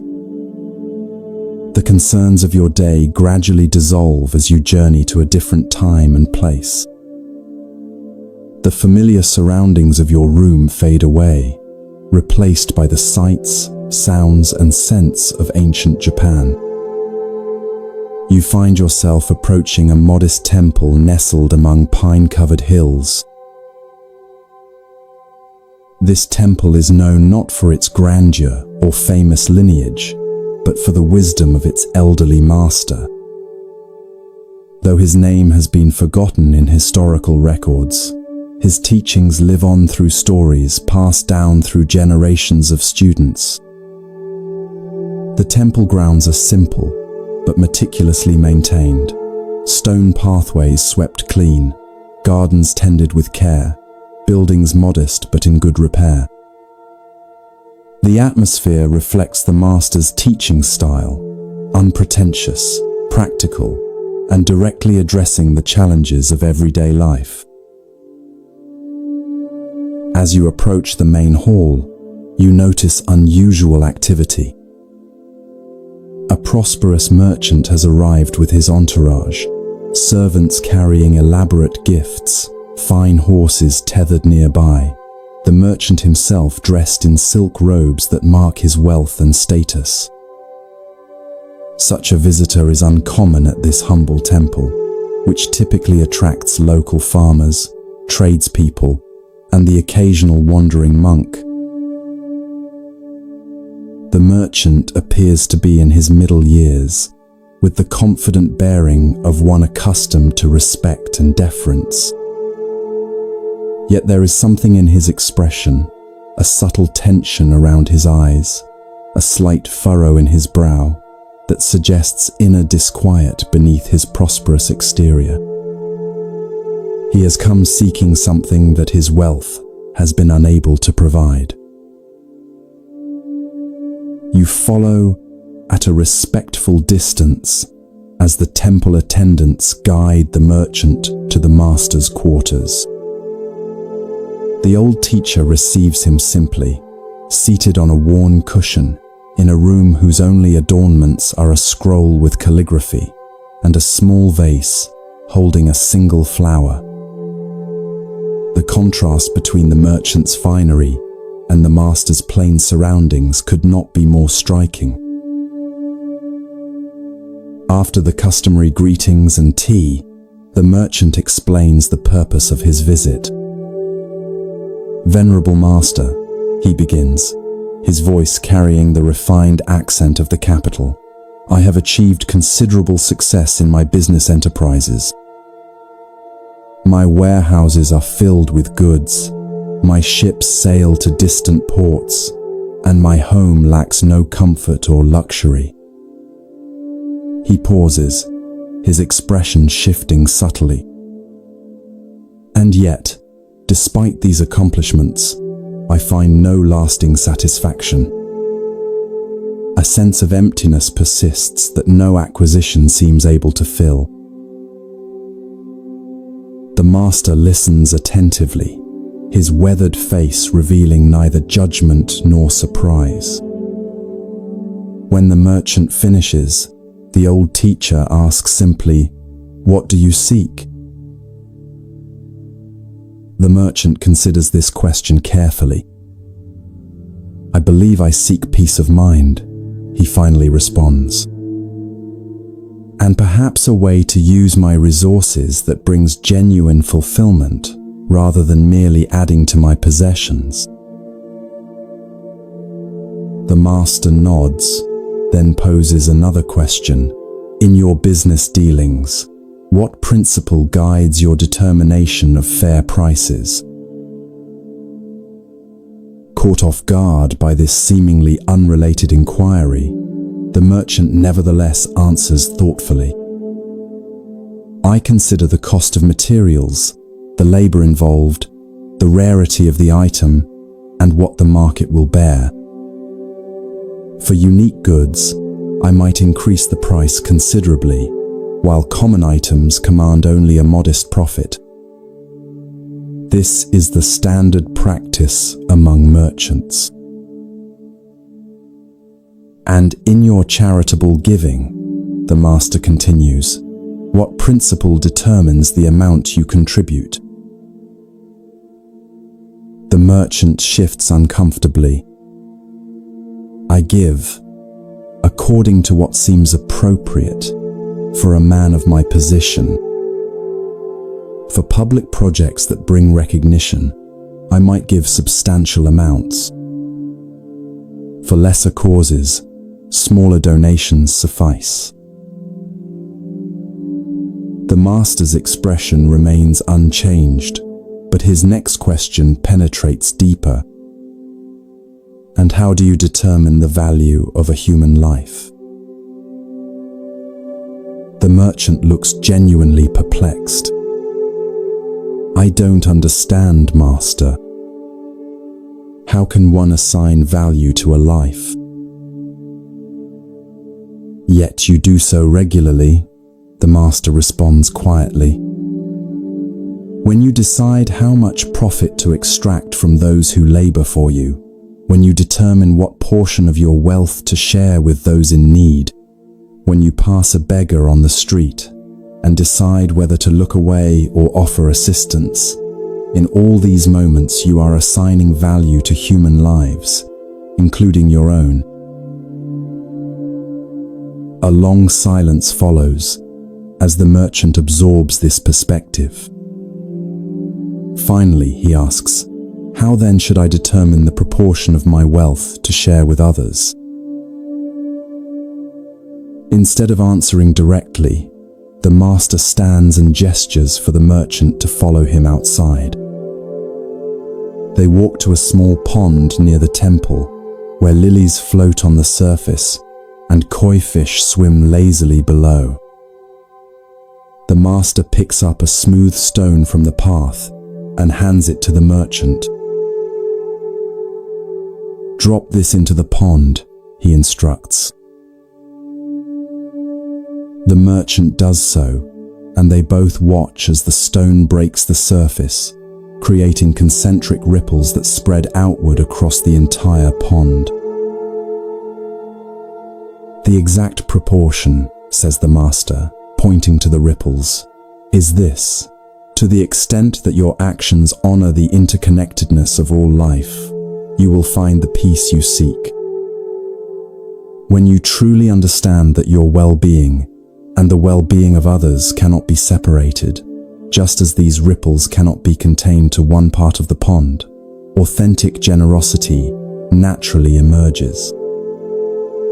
It is no longer a calculation of how much to give away, but a recognition that genuine wealth lies in creating ripples of benefit that extend beyond yourself." The merchant stands quietly by the pond, watching as the ripples gradually subside and the water returns to stillness, reflecting the sky above. Something shifts in his expression, a softening around the eyes, a release of the subtle tension he carried. Without speaking, he and the master return to the temple. Before departing, the merchant arranges to leave a generous donation for the temple. But more significantly, he speaks with the master about establishing a new approach to his business, one that will ensure fair compensation for workers, reasonable prices for customers, and systematic support for those in need throughout the regions where he conducts trade.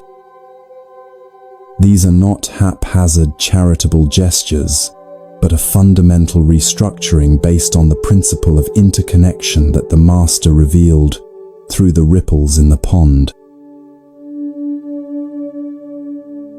Years later, the merchant's business enterprises become known not just for their commercial success, but for their positive impact on entire communities. The exact proportion that the master revealed has transformed not only the merchant's approach to wealth, but his experience of life itself. The emptiness that drove him to seek the master's guidance has been replaced by a sense of purpose and connection that no amount of mere acquisition could have provided. This story illuminates profound truths about our relationship with resources, generosity, and the nature of true fulfillment. At its heart is the recognition that we exist in a web of interconnection, where artificial boundaries between self and other obscure a deeper reality. The master's demonstration with the stone and pond offers a vivid metaphor for this truth. Just as ripples cannot be contained to one section of water, but naturally extend across the entire surface, our actions inevitably affect the larger whole of which we are part. The merchant's initial approach to charity, calculating appropriate amounts based on status, recognition, or social expectations, reflects how many of us think about giving. We ask, how much should I give? What's the right percentage? What's required or expected? These questions assume a fundamental separation between giver and recipient, between my resources and others' needs. They frame generosity as a transaction rather than a recognition of interconnection. The exact proportion revealed by the master transcends these calculations. It's not a formula or percentage, but a principle. Authentic generosity flows naturally from the recognition that our well-being is inseparable from the well-being of others. When we truly understand this, giving becomes less about charity in the conventional sense, and more about honoring the reality of our interdependence. We recognize that creating conditions where others can thrive ultimately enriches our own experience as well. This principle applies not just to financial resources, but to all forms of giving, our time, attention, skills, and presence. When we offer these gifts from a recognition of our interconnection rather than from obligation or expectation of return, they carry a different quality. There's a naturalness and joy in such giving that is absent when we're merely fulfilling social obligations or attempting to accumulate spiritual merit. The merchant's transformation illustrates another key insight, that the emptiness he experienced amid material abundance couldn't be filled by acquiring more, but only by recognizing his place within a larger whole. This echoes a central teaching across wisdom traditions, that lasting fulfillment arises not from satisfying the self's endless desires, but from transcending exclusive identification with the separate self. As we extend our concern and care beyond our immediate interests, we paradoxically experience a deeper sense of meaning and sufficiency. In the language of Buddhism, this shift reflects the movement from a consciousness dominated by greed, aversion, and delusion, the three poisons that create suffering, to one characterized by generosity, compassion, and wisdom. The master didn't ask the merchant to abandon his business or give away all his wealth.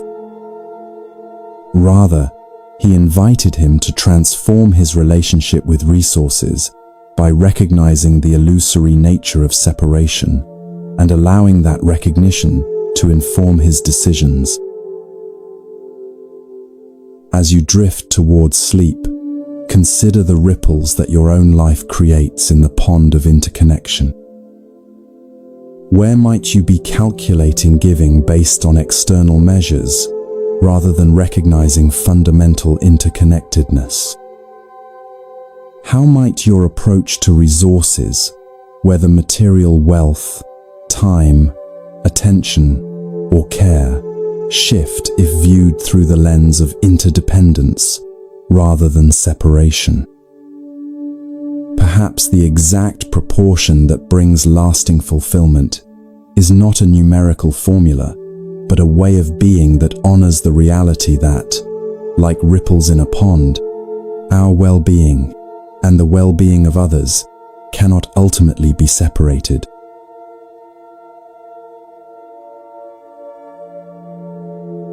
Feel yourself drifting deeper into relaxation, your body becoming comfortably heavy as your mind grows lighter.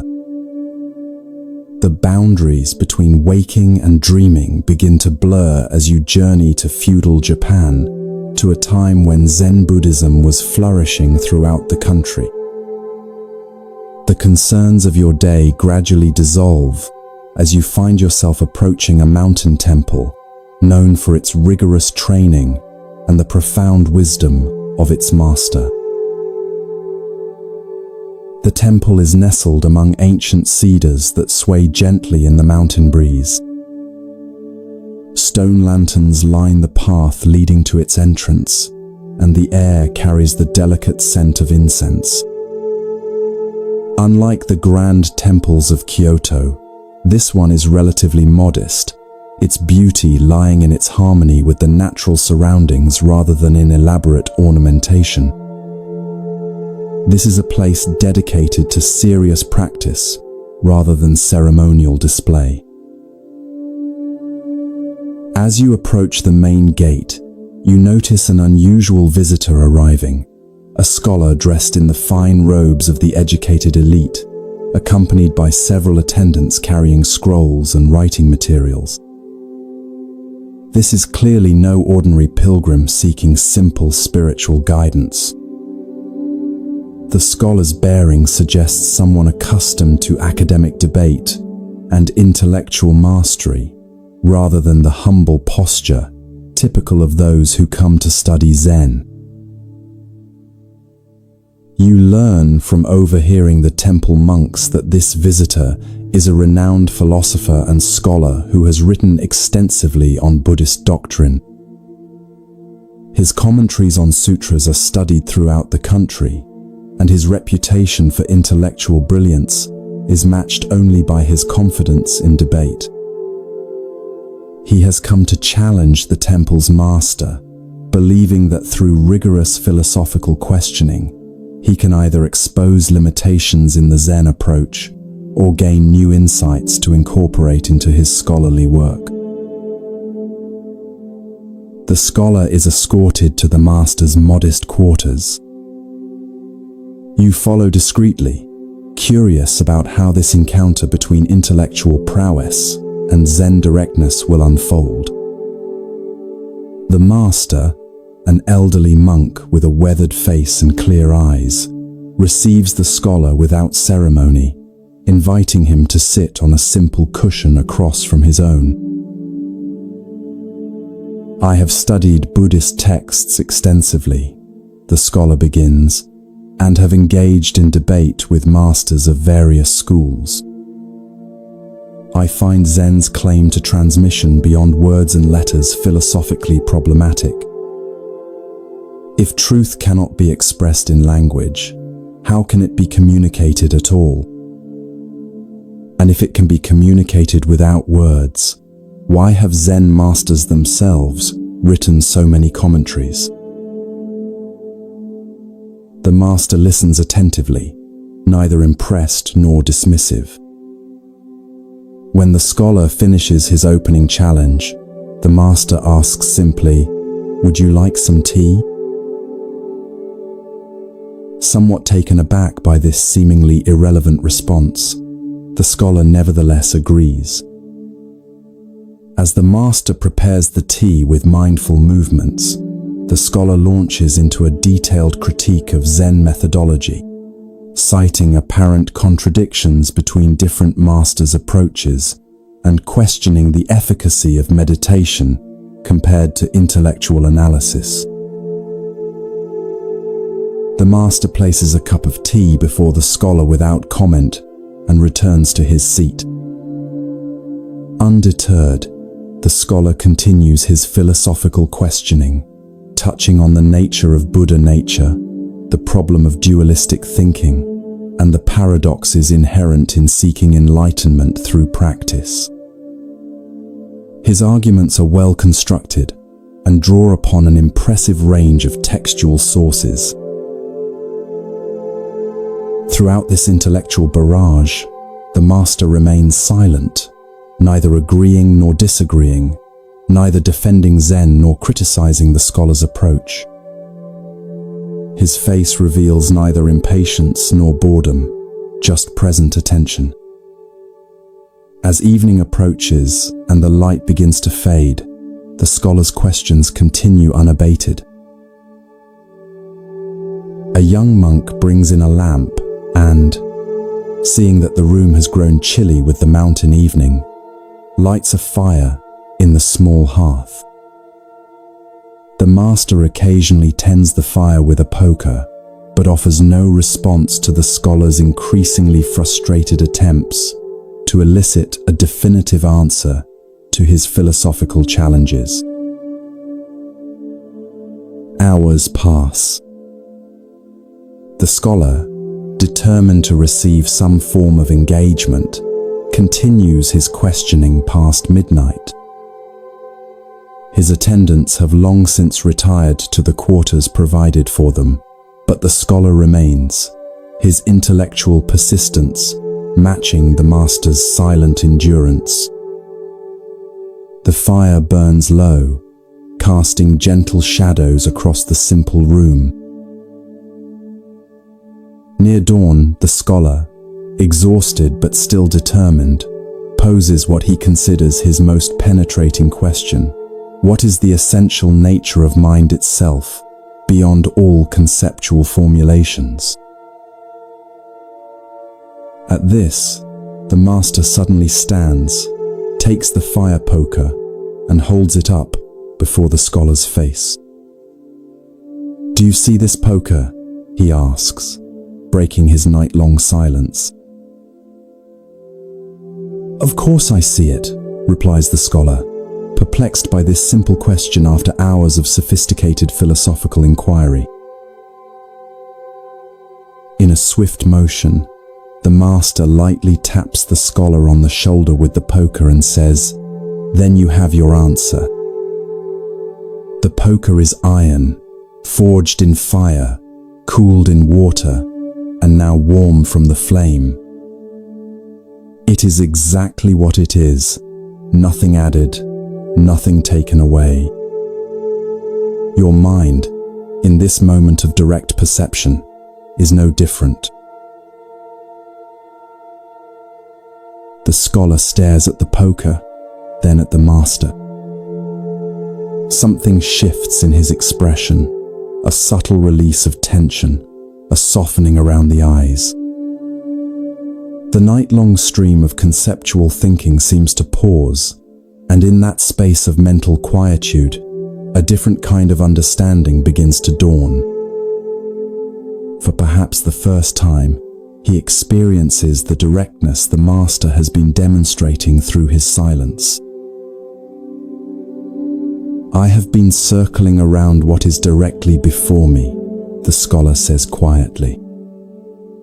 Like someone dying of thirst while discussing the chemical properties of water instead of drinking from the stream at his feet. The master nods, a gentle smile crossing his face. "Your intellectual understanding is impressive," he acknowledges.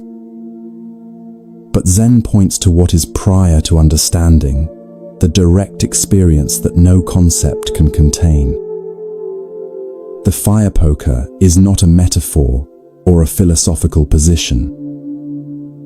It is just this poker, and your direct perception of it is just this mind. As the first light of dawn filters through the paper windows, the scholar bows deeply to the master. His demeanor has changed, less certain perhaps, but somehow more present. He remains at the temple for several weeks, setting aside his scrolls and philosophical treatises to engage in meditation and simple work alongside the other monks. When he eventually returns to his academic life, his writings reflect a new dimension, still intellectually rigorous, but now informed by an appreciation for the direct experience that lies beyond conceptual understanding. This story illuminates a fundamental aspect of Zen practice, the limitation of intellectual understanding and the power of direct experience. The scholar approaches Zen as he would any other philosophical system, assuming that its truths can be grasped through analysis, comparison, and logical deduction. His questions, while sophisticated, all operate within the realm of conceptual thinking, the realm of maps rather than territory.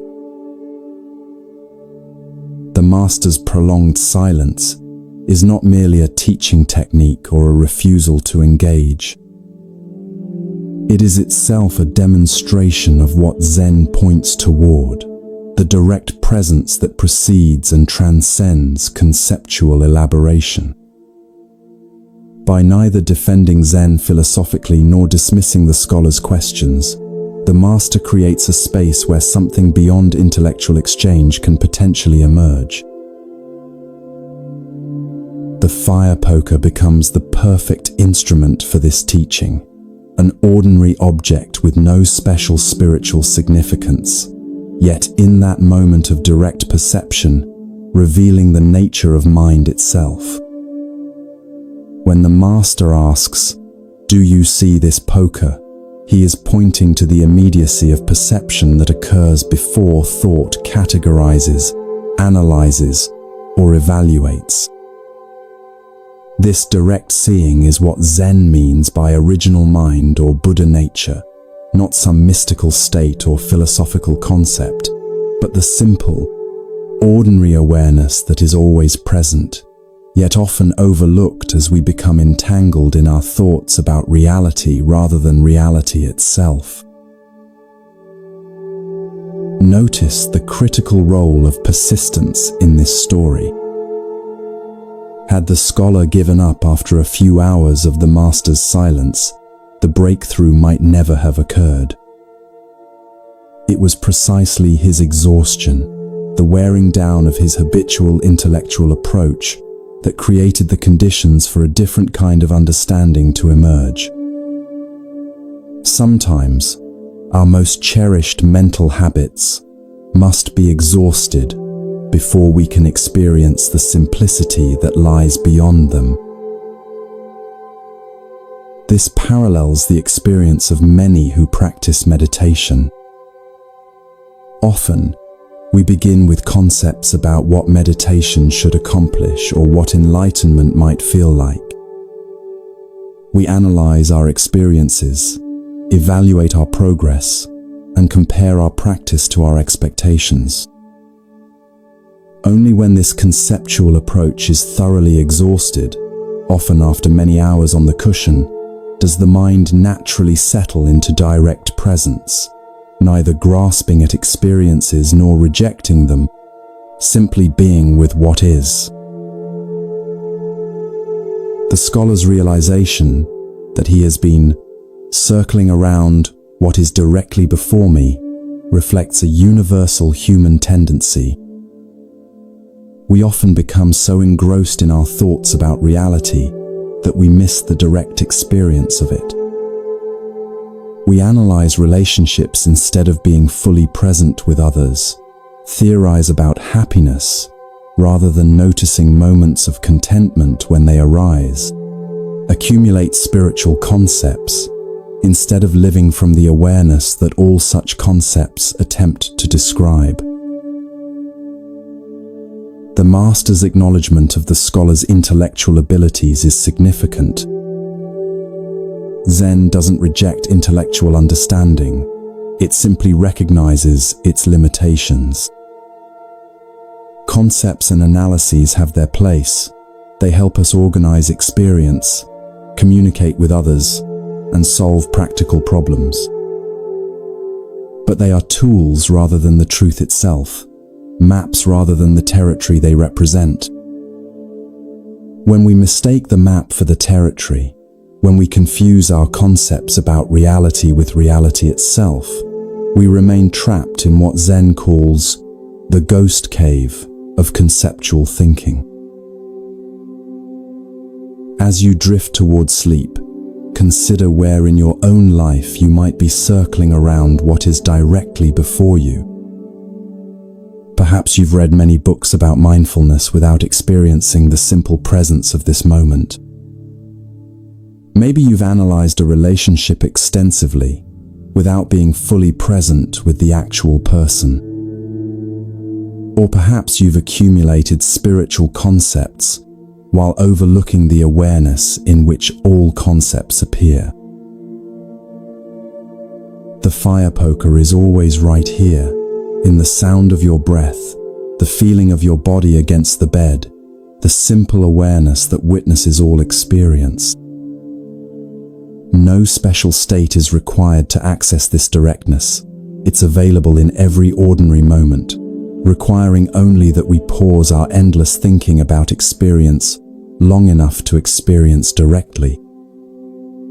As the Zen saying goes, don't mistake the finger pointing at the moon for the moon itself. All spiritual teachings, including this story, are merely fingers pointing toward the direct experience that is always available, always present, waiting to be recognized beneath the stream of our thoughts about it.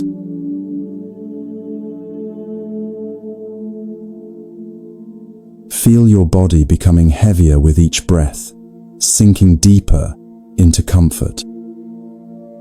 The sounds around you begin to fade as you journey to another time and place. Imagine yourself walking along a forest path in Japan, the ground soft beneath your feet, the air fresh with the scent of pine and moss. Bird songs echo through the trees as sunlight filters through the canopy in golden shafts. You follow the winding path until it opens onto a small clearing where a modest temple stands. This is not one of Japan's grand, ornate temples, but a simple wooden structure that seems to have grown naturally from the forest floor. A stream runs nearby, its gentle murmur creating a perfect backdrop for meditation. This is the temple of Gasan, a respected Zen teacher known for his clear wisdom and open mind. As you approach, you notice unusual activity today. A visitor, unlike the temple's typical students, has arrived, a young man in Western clothing carrying a book bound in leather. From snippets of conversation among the monks, you learn he is a university student who has been studying Christianity with Western missionaries. Curious about how different spiritual traditions might compare, he has come to show Gasan some passages from the Christian Bible and hear the Zen master's perspective. You follow as the young man is led to Gasan's simple quarters. The room contains only a low table, a few cushions, and a scroll with calligraphy hanging in the alcove. Gasan himself sits in meditation, his eyes open but focused on nothing in particular. Though probably in his 60s, his posture is straight and vital, his presence conveying both alertness and profound ease. The student bows respectfully and introduces himself. Gasan gestures for him to sit on a cushion nearby. You can feel the nervousness in the young man as he carefully places his Bible on the low table between them. He's clearly unsure how this Zen master might react to Christian scripture. "Master Gasan," he begins, his voice betraying a slight tremor, "I have been reading the Christian Bible with missionaries from America. I find some of its teachings beautiful, but I wonder how they compare with Zen wisdom. Would you be willing to hear some passages and share your thoughts?" Gasan's face remains serene, neither eager nor reluctant. He nods simply, and you can see some of the tension leave the student's shoulders. The young man carefully opens his Bible, the pages making a soft crackling sound in the quiet room. He turns to a marked section and begins to read, "And why take ye thought for raiment? Consider the lilies of the field, how they grow, they toil not, neither do they spin. And yet I say unto you, that even Solomon in all his glory was not arrayed like one of these." The student pauses, watching Gasan's face for a reaction. The master's eyes have softened, and a subtle smile plays at the corners of his mouth. "Whoever uttered those words," Gasan says quietly, "I consider an enlightened man." Surprise and delight flash across the student's face. He hadn't expected such immediate appreciation from a Buddhist master for Christian scripture. Encouraged, he turns to another passage and continues reading, "Ask, and it shall be given you.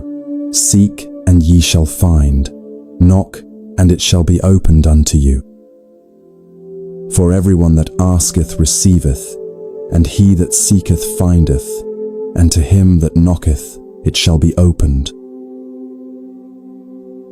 The late afternoon sun casts long shadows across the room as Ghassan listens intently. When the student finishes, the master nods thoughtfully. You can feel the student holding his breath, waiting for the response. "That is excellent," Ghassan says, his voice warm with genuine appreciation. Whoever said that is not far from Buddhahood. The look of joy on the student's face is unmistakable. You can almost see his conception of spiritual boundaries dissolving before your eyes. What he had perhaps imagined as competing religious systems now appears in a new light, as different expressions of the same fundamental truths. As twilight approaches, student and master continue their conversation, the atmosphere growing increasingly warm and open. You notice how Ghassan neither adopts Christian terminology nor attempts to convert the passages into Buddhist concepts. He simply recognizes truth when he encounters it, regardless of its source or packaging. Later, as the student prepares to leave, he asks one final question. "Master Ghassan, do you find that the essential teachings of Christianity and Buddhism are the same?" Ghassan looks at him with clear eyes that seem to see far beyond the surface of things. "Truth is truth," he replies simply. When we recognize the lilies of the field in their suchness, when we understand the nature of seeking and finding, these insights transcend any single tradition. The packaging may differ, but when genuine wisdom speaks, those with open hearts recognize it, whether it comes from the Buddha, Jesus, or the wind in the pine trees. As the student bows and departs, you notice how differently he carries himself, more lightness in his step, more openness in his face. He came seeking comparison and perhaps validation of one tradition over another. He leaves with something far more valuable, a glimpse of the universal truth that all genuine spiritual paths point toward. This simple yet profound encounter reveals much about the nature of true spiritual understanding. Ghassan demonstrated what we might call religious literacy, the ability to recognize wisdom regardless of its source or the tradition from which it emerges. Rather than getting caught in doctrinal differences or theological debates, he went straight to the heart of the teachings themselves. The passages the student read contain insights that align perfectly with Zen understanding. "Consider the lilies of the field" points to the natural perfection that exists prior to human striving, what Zen might call our original nature that needs no adornment or improvement. Just as the lilies grow naturally, without effort or anxiety about their appearance, our true nature manifests most perfectly when we stop trying to enhance or perfect ourselves through endless striving. Similarly, "Seek and ye shall find" reflects the Zen understanding that our essential nature, what some traditions call Buddha nature, is always present but must be recognized through sincere inquiry. The seeking itself becomes a form of finding when approached with genuine openness. This parallels the Zen saying, "What you seek is where you stand," pointing to the immediate availability of what we often believe is distant or separate from us. Notice that Gasan didn't need to convert these teachings into Buddhist terminology or claim them for his own tradition. His response reflects a recognition that truth is not the exclusive property of any single religion or philosophy. Like water that takes the shape of whatever container holds it while remaining essentially the same, spiritual truth may be expressed through different cultural forms and language, while pointing to the same fundamental reality. This open, non-dogmatic approach stands in stark contrast to religious exclusivism, the belief that one's own tradition has a monopoly on truth, while others are mistaken or incomplete. Gasan demonstrates a more inclusive understanding that sees different spiritual traditions not as competitors, but as diverse expressions of human wisdom responding to the same fundamental questions: what is our true nature? How should we live? What constitutes a life of meaning and freedom from suffering? As you rest tonight, consider where in your own thinking you might be creating unnecessary boundaries between wisdom, traditions, or sources of insight. Perhaps you've dismissed certain teachings because they come from a tradition different from your own. Maybe you've been caught in comparing spiritual paths rather than recognizing the universal truths they all point toward in their own ways. Gasan's approach invites us to become wisdom collectors rather than belief defenders, to recognize truth wherever we encounter it, whether in ancient texts, modern science, artistic expression, or our own direct experience. This doesn't mean that all spiritual teachings are identical or equally valuable in all contexts, but it suggests that genuine wisdom has a universal quality that resonates beyond the boundaries of any single tradition. As your awareness drifts towards sleep, imagine yourself sitting in Gasan's simple room, sunlight filtering through paper windows, the sound of the stream mixing with birdsong outside. Feel the openness that comes when we stop deciding in advance where truth can and cannot be found. Like Gasan, we might discover that wisdom speaks in many languages, and that an open heart recognizes its voice, regardless of the words it uses. This recognition doesn't diminish our own tradition, but enriches it, connecting us to the larger human quest for understanding that transcends all boundaries of time, culture, and belief.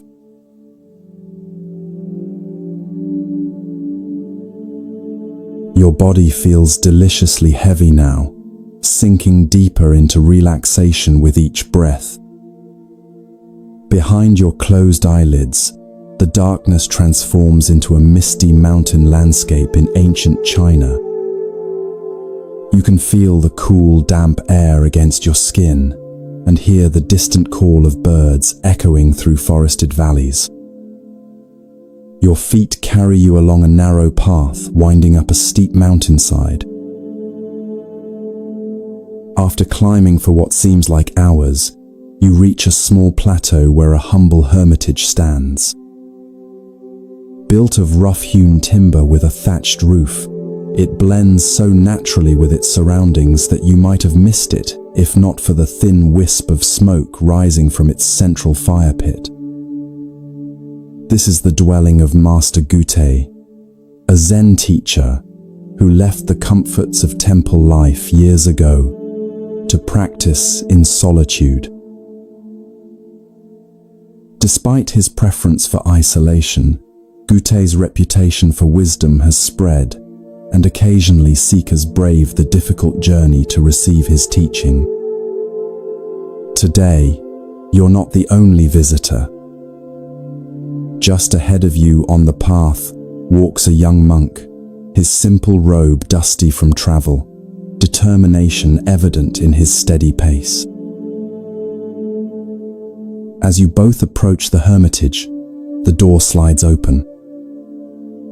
Master Gute appears, a wiry man of middle years, with weathered skin and clear, penetrating eyes.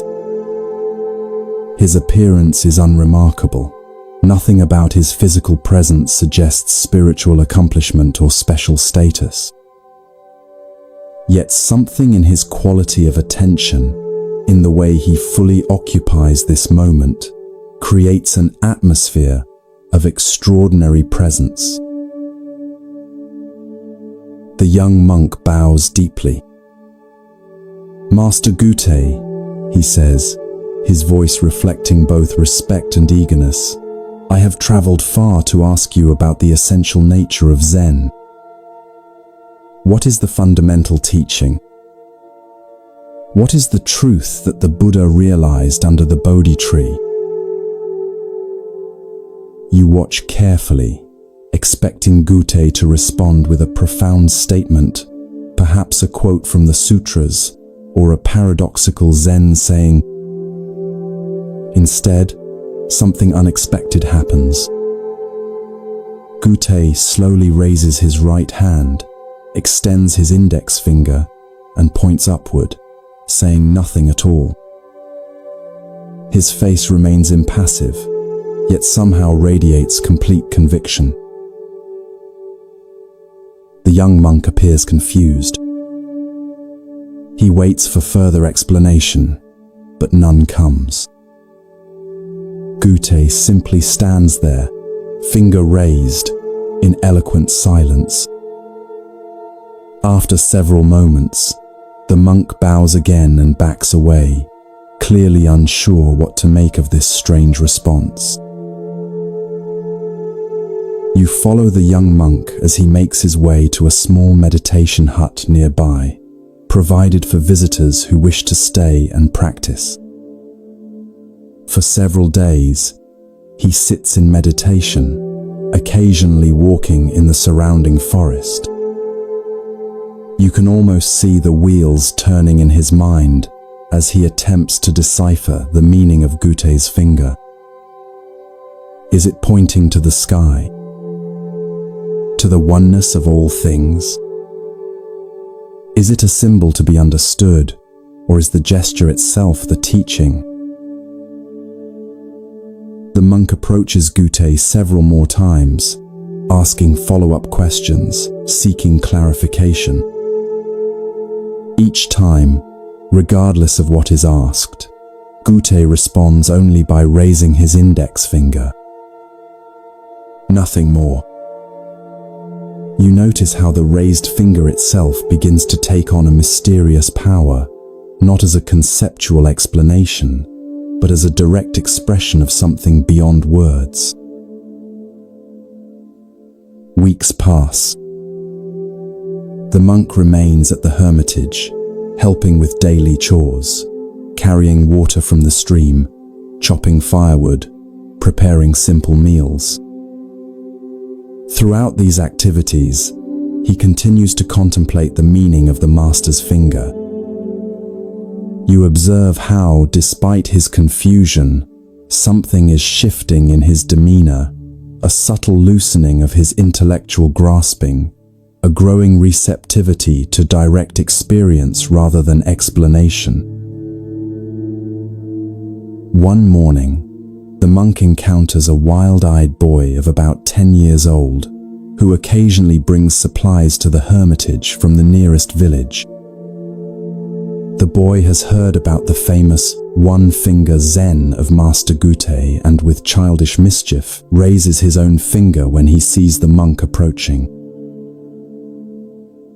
"That's Master Gute's teaching," the boy says with a giggle, his finger pointing skyward in imitation of the master. You feel a surge of protective concern as you watch this scene unfold. The monk has been sincerely struggling with this profound teaching, and now this child seems to be making light of it. How will he respond to such apparent disrespect? To your surprise, the monk does something unexpected. He reaches out suddenly, grabs the boy's extended finger, and pulls it sharply. The boy cries out in pain, tears immediately springing to his eyes. As the boy stands there nursing his hurt finger, shock evident on his face, the monk leans in close and raises his own finger exactly as Gutei does. The boy stares at the monk's finger, then at his face, and something extraordinary happens. His expression transforms from pain to sudden understanding. Without a word being exchanged, something has been transmitted between them. The boy bows awkwardly, then scampers away down the mountain path, forever changed by the encounter. That evening, as twilight casts long shadows across the plateau, you see the monk approach Gutei's hermitage one final time. His demeanor is different now, more settled, more present. When Gutei slides open the door, the monk bows and then, with perfect timing, raises his own index finger in silent response. Gutei studies him carefully, looking deep into his eyes as if searching for something beyond the mere imitation of the gesture. Whatever he sees there must satisfy him, for his weathered face breaks into a rare smile. Master and student stand facing each other, each with one finger raised, a perfect mirror image. No words are exchanged, yet volumes are communicated in that silent moment. The next day, the monk prepares to depart. As he shoulders his small travel pack, Gutei appears to see him off. With a twinkle in his eye, the master raises his finger one last time. The monk bows deeply, turns, and begins his descent down the mountain path. You notice he doesn't look back, yet somehow carries Gutei's presence with him, not as a memory or concept, but as a living reality that has become part of his own being. Years later, the monk himself becomes a respected teacher. When students come asking about the essential nature of Zen, he simply raises his index finger, carrying forward Gutei's direct transmission. The teaching continues, not as a philosophy to be understood or a belief to be accepted, but as a living gesture pointing directly to what cannot be captured in words. This story illuminates the heart of Zen's approach to spiritual transmission, the direct pointing to truth beyond conceptual understanding. Gutei's raised finger is not a symbol to be decoded or a metaphor to be interpreted. It is itself the direct expression of what Zen calls suchness, the immediate, unfiltered reality prior to our mental categories and explanations. Notice how the young monk initially approached Gutei with questions that assumed truth could be packaged in concepts. What is the fundamental teaching? What is the truth that the Buddha realized? These questions reflect our common assumption that spiritual understanding is primarily about acquiring the right ideas or beliefs. Gutei's finger cuts through this assumption, offering not an explanation, but a direct pointing to reality itself. The monk's journey from confusion to understanding parallels the path many of us walk in spiritual practice. At first, we try to grasp teachings intellectually to fit them into our existing frameworks of understanding. We want explanations, systems, practices that promise specific results. Like the monk puzzling over the meaning of Gutei's finger, we search for the correct interpretation that will satisfy our intellect. True understanding often arrives unexpectedly, not through accumulating more concepts, but through direct experience that bypasses conceptual thinking altogether. For the monk, this breakthrough came through his interaction with the boy, an encounter that moved him from intellectual contemplation to spontaneous, embodied action. In that moment, the finger ceased to be something to understand and became something to live. The physical sensation of your own finger is available right now as you rest. Can you feel the pulse of blood moving through it? The subtle warmth? The way it connects to your hand, your arm, your entire body? This direct, non-conceptual awareness is what Goethe was pointing to, not with explanations, but with the finger itself.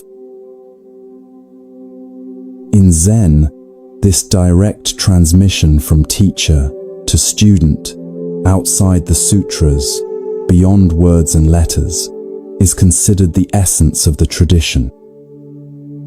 The story of Goethe's finger exemplifies what Zen calls mind-to-mind transmission, not the passing of concepts from one intellect to another, but the direct recognition of our shared Buddha, nature, the awareness that precedes all thinking.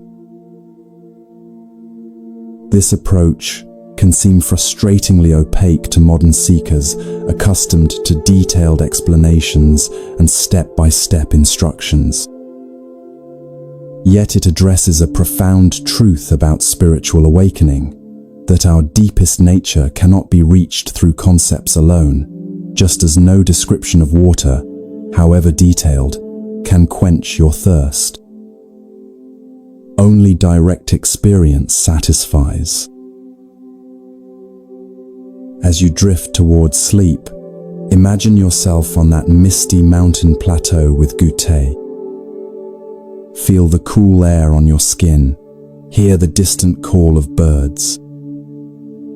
When he raises his finger, look not at what it might symbolize or represent, but at the direct reality of this moment, the sensations in your body, the rhythm of your breath, the spacious awareness in which all experience arises. Like the monk who eventually understood, you too might discover that the deepest truths are not grasped through thinking, but realized through direct presence with what is, just as it is. Goethe's finger continues to point the way, even now, even here.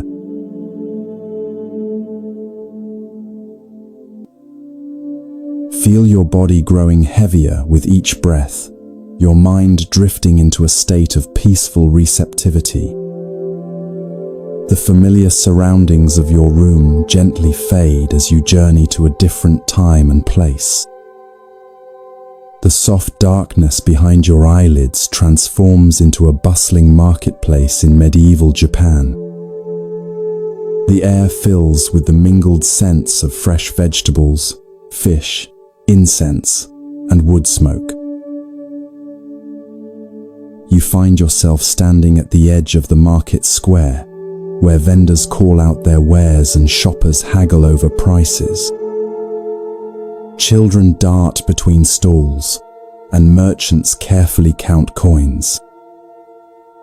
It's a scene of ordinary commerce, until your attention is drawn to an extraordinary figure making his way through the crowd. Unlike the serious-faced merchants and purposeful shoppers, this man radiates an unmistakable joy. He's a portly monk with a shaved head, dressed in simple robes that have seen better days. A large cloth sack is slung over his shoulder, and his face bears the broadest, most genuine smile you've ever seen. Children flock to him, and even the harried adults seem to brighten as he passes. "Who is that?" you ask a nearby vegetable seller who's watching the monk with evident affection. "That's Hote," she replies, smiling herself now. Some call him the Happy Chinaman, though no one knows if he really came from China. He's been wandering these parts for as long as anyone can remember. You follow Hote as he makes his way through the marketplace. Unlike other monks who solemnly request alms, Hote seems to be giving rather than receiving. From his large sack, he produces small treats for the children, sweet rice cakes, tiny carved wooden animals, colorful pebbles that catch the light. Each gift is presented with a delighted laugh, as if the giving brings him more joy than the receiving could possibly bring the children. The adults, too, receive his gifts, though theirs are often less tangible. For a frazzled mother with a crying infant, he produces a moment of unexpected peace by making silly faces that transform the baby's wails into giggles. For a merchant whose vegetables are beginning to wilt in the afternoon sun, he creates a makeshift shade from his own wide-brimmed hat. For an elderly man struggling with a heavy load, he offers not just help, but companionship, telling a story that transforms the labor into a shared pleasure. You notice something curious about Hote's famous sack. Though he continually takes things out of it, toys, treats, practical tools, it never seems to empty. And though people frequently give him small offerings of food or simple items, which he accepts with genuine gratitude, the sack never appears to get fuller. It's as if the contents maintain a perfect balance, neither depleting nor accumulating. As evening approaches and the market begins to close, Hote finds a spot beneath a large tree at the edge of the square. He settles his substantial form on the ground with surprising grace, places his sack beside him, and closes his eyes, still smiling. Several children linger nearby, clearly reluctant to leave his presence. One bold little girl approaches and tugs at his sleeve. "Hote-san," she asks, "why are you always so happy?" Hote opens his eyes and regards her with such warmth that you can almost feel it from where you stand.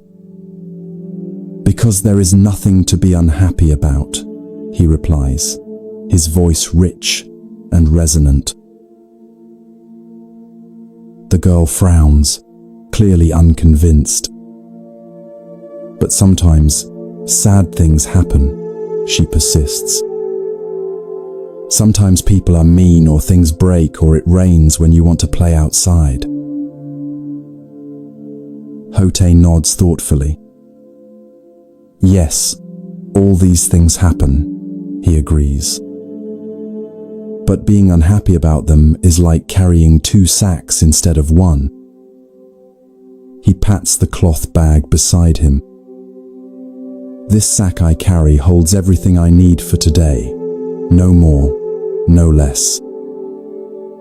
If I carried another sack filled with worries about yesterday and fears about tomorrow, I would be too burdened to play with you or enjoy this beautiful evening." The girl considers this, her small face serious. "But how do you put down that second sack?" she asks. Hote's laugh rings out, full of genuine delight at her wisdom. "That's the best question," he exclaims. "You put it down by noticing when you're carrying it. Right now, for instance, are you carrying that heavy second sack, or are you simply here with me under this tree?" The girl's face clears, and she giggles. "I'm here with you." "Exactly," says Hote, his smile somehow growing even wider. "And that's all there ever is. Just this moment, this place, this encounter. When we're fully here, the second sack disappears all by itself."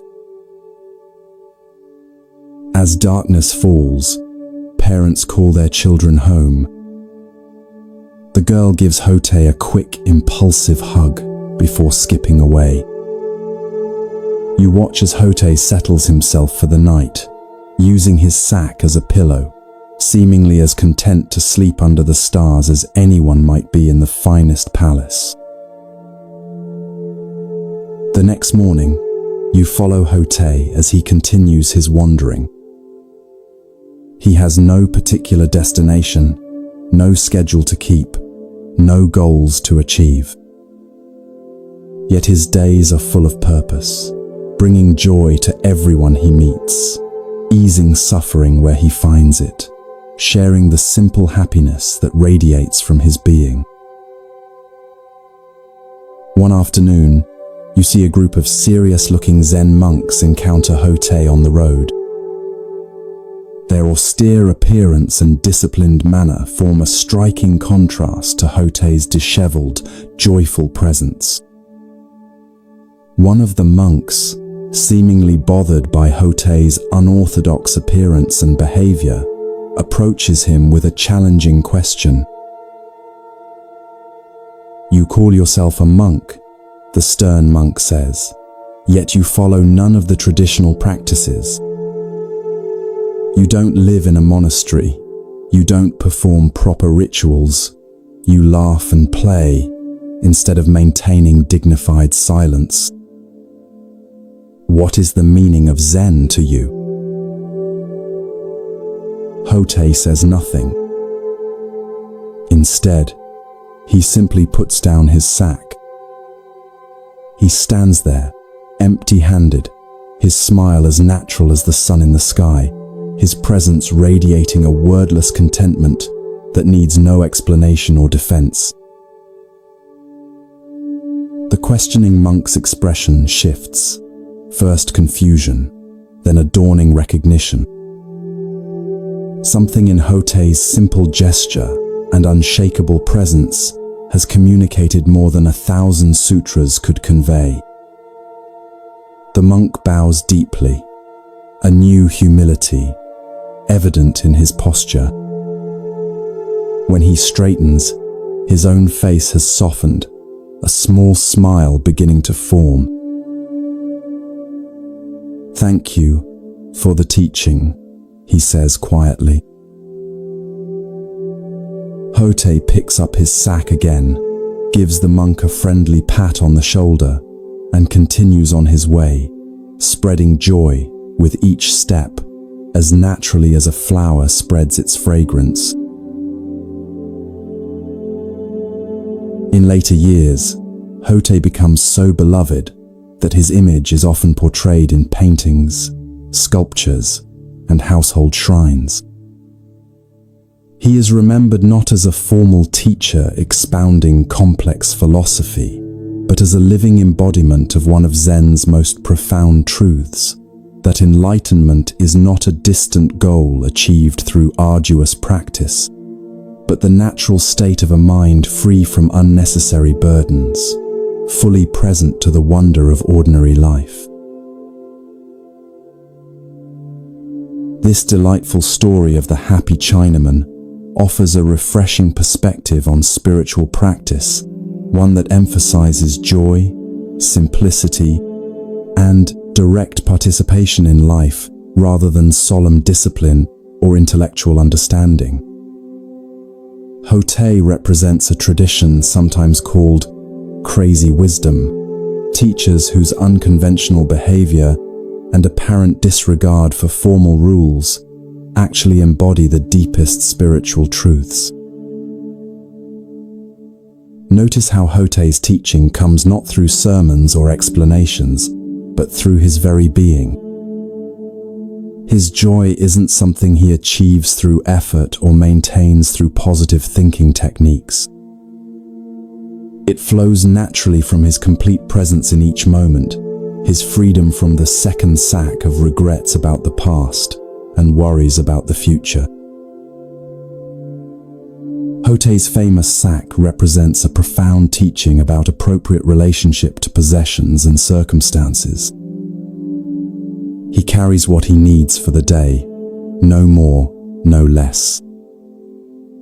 Unlike those of us who accumulate far beyond our needs, or, conversely, deny ourselves basic comforts in the name of spiritual practice, Hotei demonstrates the middle way that Buddhism has always advocated, neither indulgence nor deprivation, but just what's needed for the journey.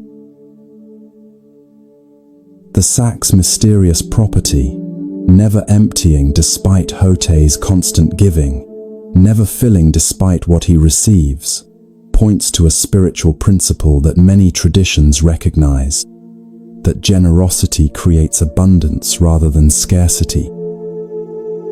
When we give from a place of joy rather than obligation, when we receive with genuine gratitude rather than entitlement, we participate in a natural flow that defies our usual economic logic of gain and loss.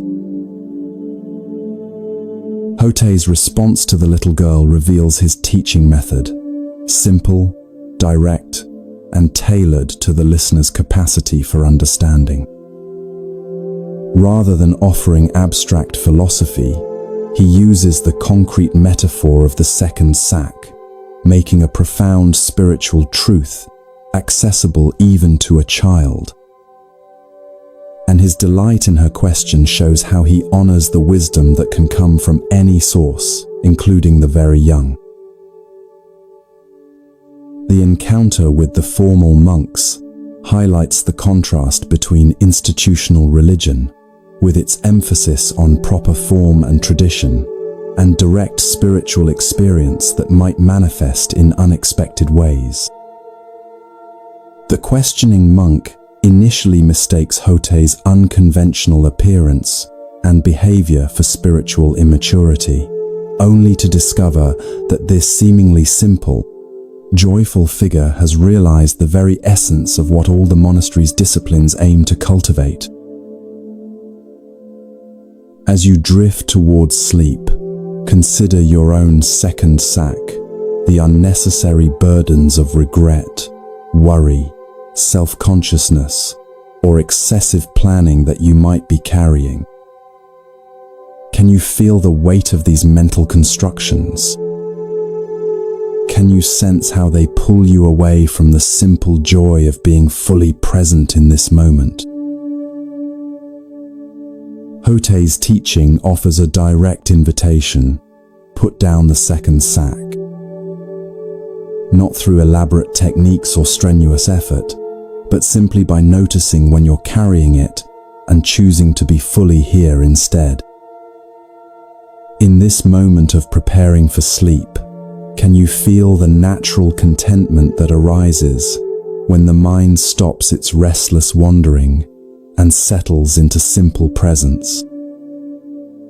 This is Hotei's gift, the recognition that joy is not something to be pursued or achieved, but our natural state when we remove the obstacles to experiencing it. Like the happy Chinaman himself, you might discover that the happiness you seek is not in some distant future or special circumstance, but right here, available whenever you fully arrive in the present moment.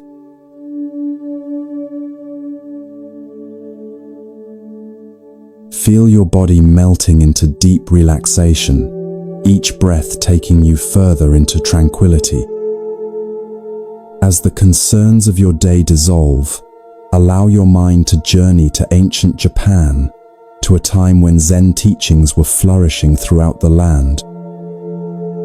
The familiar surroundings of your room transform into a serene mountain landscape, where a small Zen temple nestles among towering pines. Mist drifts through the valleys below as morning sunlight gilds the temple's curved roof, This is the temple where Master Shinkan teaches. Unlike many famous Zen masters whose challenging koans and strict training methods are widely known, Shinkan's approach is gentler, more direct. He's known for his ability to meet each student where they are, offering precisely the teaching they need in that moment. His reputation for clarity and compassion has spread throughout the region, drawing seekers from many walks of life. As you approach the temple gates, you notice two very different visitors arriving ahead of you. The first is a young monk, perhaps 20 years old, his shaved head and crisp robes, marking him as someone who has recently entered formal Zen training at another monastery. His posture is perfect, his movements controlled and mindful. He holds a small bundle containing, you imagine, sutras and notes from his studies. The second visitor is an elderly man, his weathered face and calloused hands suggesting a lifetime of physical labor. Though clearly well into his 50s, he moves with the easy strength of someone accustomed to daily work. His clothes are simple but clean, the garb of a farmer or tradesman rather than a religious seeker. Unlike the young monk, he carries nothing but a small cloth bundle that might contain a midday meal. Both visitors have come to seek Master Shinkan's guidance, though for different reasons. You follow them into the temple courtyard, curious about how the master will respond to their questions. The young monk is received first, shown to the master's modest quarters by an attending student. Through open screens, you can see Shinkan seated on a simple cushion. Though probably in his 60s, he sits straight as a pine tree, his face reflecting both the strength forged through decades of practice and the gentleness that comes from deep understanding. The young monk bows formally before taking his place opposite the master. Venerable teacher, the young monk begins, his voice carrying the slight nervousness of one addressing a renowned master. I have studied the Tendai school of meditation for 6 years before beginning Zen practice. I have memorized many sutras and mastered several forms of meditation. But there is one teaching from the Tendai school that continues to perplex me. Shinkan nods encouragingly, his eyes attentive. The Tendai texts claim that even grass and trees will become enlightened. The monk continues. This seems very strange to me. How can non-sentient beings like plants achieve Buddha nature? They have no minds with which to practice meditation, no consciousness to realize enlightenment. Can you explain this teaching? You watch as a subtle smile crosses Shinkan's face, not mocking but gently amused, as if the young monk has inadvertently revealed something significant through his question. The master is silent for a moment, studying the earnest face before him. Of what use is it to discuss how grass and trees become enlightened? Shinkan asks, his voice gentle but direct. The question is how you yourself can become so. The young monk appears momentarily taken aback by this response, which neither confirms nor denies the Tendai teaching, but shifts the focus entirely. He opens his mouth as if to ask a follow-up question, then closes it again, seeming to sense that pressing for a more elaborate answer would miss the point of Shinkan's response. After a moment, he bows deeply and withdraws, his expression thoughtful rather than disappointed. Now the elderly visitor is shown in. His bow to the master is respectful, but less formal than the monks, suggesting a different relationship to religious protocol. He settles himself on the cushion with the natural ease of someone comfortable in his body. "Master Shinkan," he begins, his voice carrying the roughness of age but also a quality of directness. "I am a simple man who has worked the land all my life. I never had the opportunity for formal study or temple practice. But my neighbor, who visits your temple sometimes, has spoken of your teachings about Buddha nature. I wonder, can someone like me, with no education or proper training, still understand the deeper truths of Buddhism?"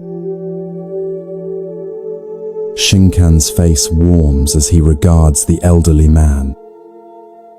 "Did you consider the grass and trees on your journey up the mountain to this temple?" he asks. The older man looks puzzled but nods. "Yes, of course. The pines along the path are particularly beautiful this season." "And did they bow to you as you passed? Did they demand to see your credentials or test your knowledge of the sutras before sharing their beauty with you?" A slow smile spreads across the elderly man's face as he grasps the meaning behind Shinkan's questions. "No," he replies. "They simply were as they are." "Just so," says Shinkan, nodding. "Buddha, nature is like this, freely given to all beings without distinction, requiring no special qualification or achievement. The trees and grass never worry about becoming enlightened. They simply express their nature fully. Perhaps they have something to teach us about the direct path." The elderly man's eyes shine with understanding. What might have taken years of philosophical study to grasp intellectually, he has understood immediately through Shinkan's simple metaphor connected to his own experience. As the older man leaves, you notice the young monk waiting in the courtyard, still contemplating Shinkan's response to his question. Seeing the elderly visitor's peaceful expression, the monk approaches him. "Pardon me," the young monk says, "but I couldn't help noticing your meeting with Master Shinkan. May I ask what teaching he shared with you?" The elderly man smiles. "He helped me understand how grass and trees become enlightened," he replies simply, then continues on his way down the mountain path, leaving the young monk staring after him in astonishment. This elegant story illuminates several profound aspects of Zen wisdom and teaching. At its heart is the contrast between intellectual understanding and direct realization, a distinction that lies at the core of Zen practice. The young monk, with his years of formal study and memorization of sutras, approaches spiritual practice primarily through concepts and theories. His question about grass and trees becoming enlightened reflects this conceptual orientation. He's trying to fit a puzzling teaching into his intellectual framework. Shinkan's response, "Of what use is it to discuss how grass and trees become enlightened?" The question is how you yourself can become so, gently redirects the monk from abstract speculation to the essential matter of personal awakening. This redirection is not a dismissal of the monk's question, but an invitation to move from third-person theorizing to first-person investigation. True Zen understanding doesn't come from accumulating concepts about enlightenment, but from directly realizing one's own Buddha nature. Notice how differently Shinkan approaches the elderly visitor, whose question comes not from academic interest, but from genuine concern about his own spiritual possibility. Rather than offering a philosophical explanation, Shinkan uses the immediate experience of trees and grass to point toward the universality and inherent nature of Buddha nature. The teaching is tailored perfectly to this student, connecting with his lifelong relationship to the natural world, rather than requiring familiarity with Buddhist texts or terminology. The fact that the elderly man immediately grasps what the young monk has been puzzling over highlights another Zen principle, that direct realization often comes more easily to those with fewer preconceptions and intellectual complications.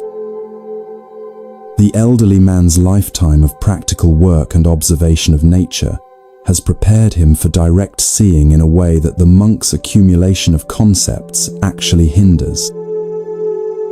As the Zen saying goes, in the beginner's mind, there are many possibilities, but in the expert's mind, there are few. The title question itself, How Grass and Trees Become Enlightened, contains a misconception that Shinkan skillfully addresses without directly refuting. The question assumes that enlightenment is something to be achieved, a state to be entered through effort or practice. But from the Zen perspective, Buddha nature is not something acquired but recognized. It is the inherent nature of all beings, including plants. Grass and trees don't become enlightened. They already express their Buddha nature perfectly through simply being what they are, without self-consciousness or striving.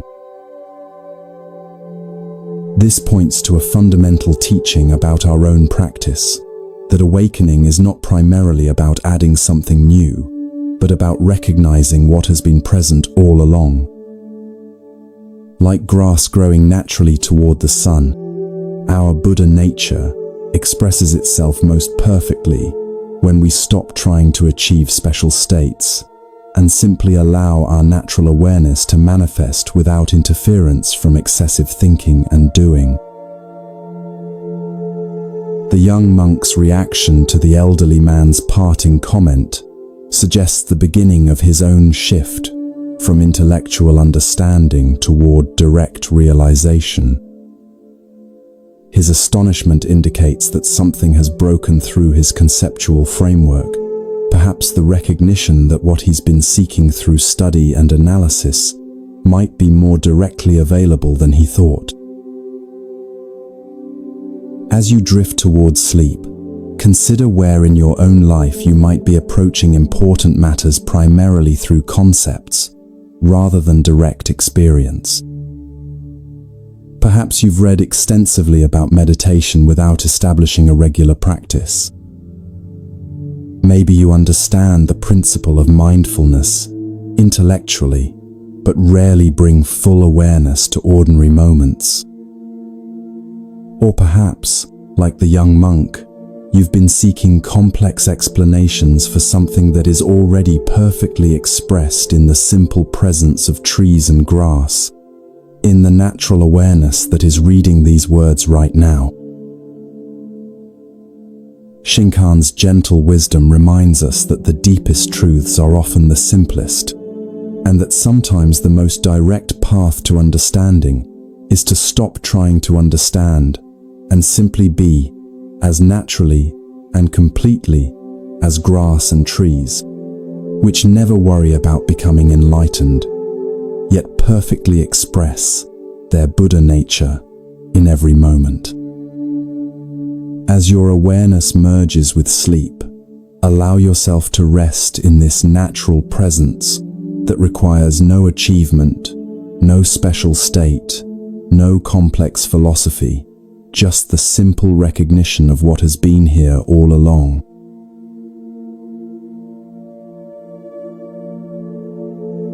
As our first journey through these ancient wisdom tales comes to a close, allow these teachings to settle gently into your heart. Like seeds planted in fertile soil, they'll continue to grow in your awareness long after these words fade. Remember Hakuin's profound equanimity, showing us how to meet life's challenges with the simple response, "Is that so?" Recall the patient Teki Sui, who found enlightenment in a single drop of water, teaching us that mindfulness in the smallest actions contains the greatest wisdom. Carry with you Basui's letter to his dying disciple, reminding us that our essential nature is never born and never dies. These stories aren't mere entertainment, but invitations to a deeper way of being. As you drift towards sleep, allow their wisdom to work silently within you, transforming your understanding without effort. From all of us at Moonmind Temple, may you rest in profound peace, knowing that the wisdom you seek is never far away. It lives in your every breath, in your open heart, in the natural awareness that is your birthright. We'll continue our journey together in part 2, exploring more treasures from the Zen tradition. Until then, sleep well, dream deeply, and awaken to each new day with the fresh perspective these ancient teachings offer.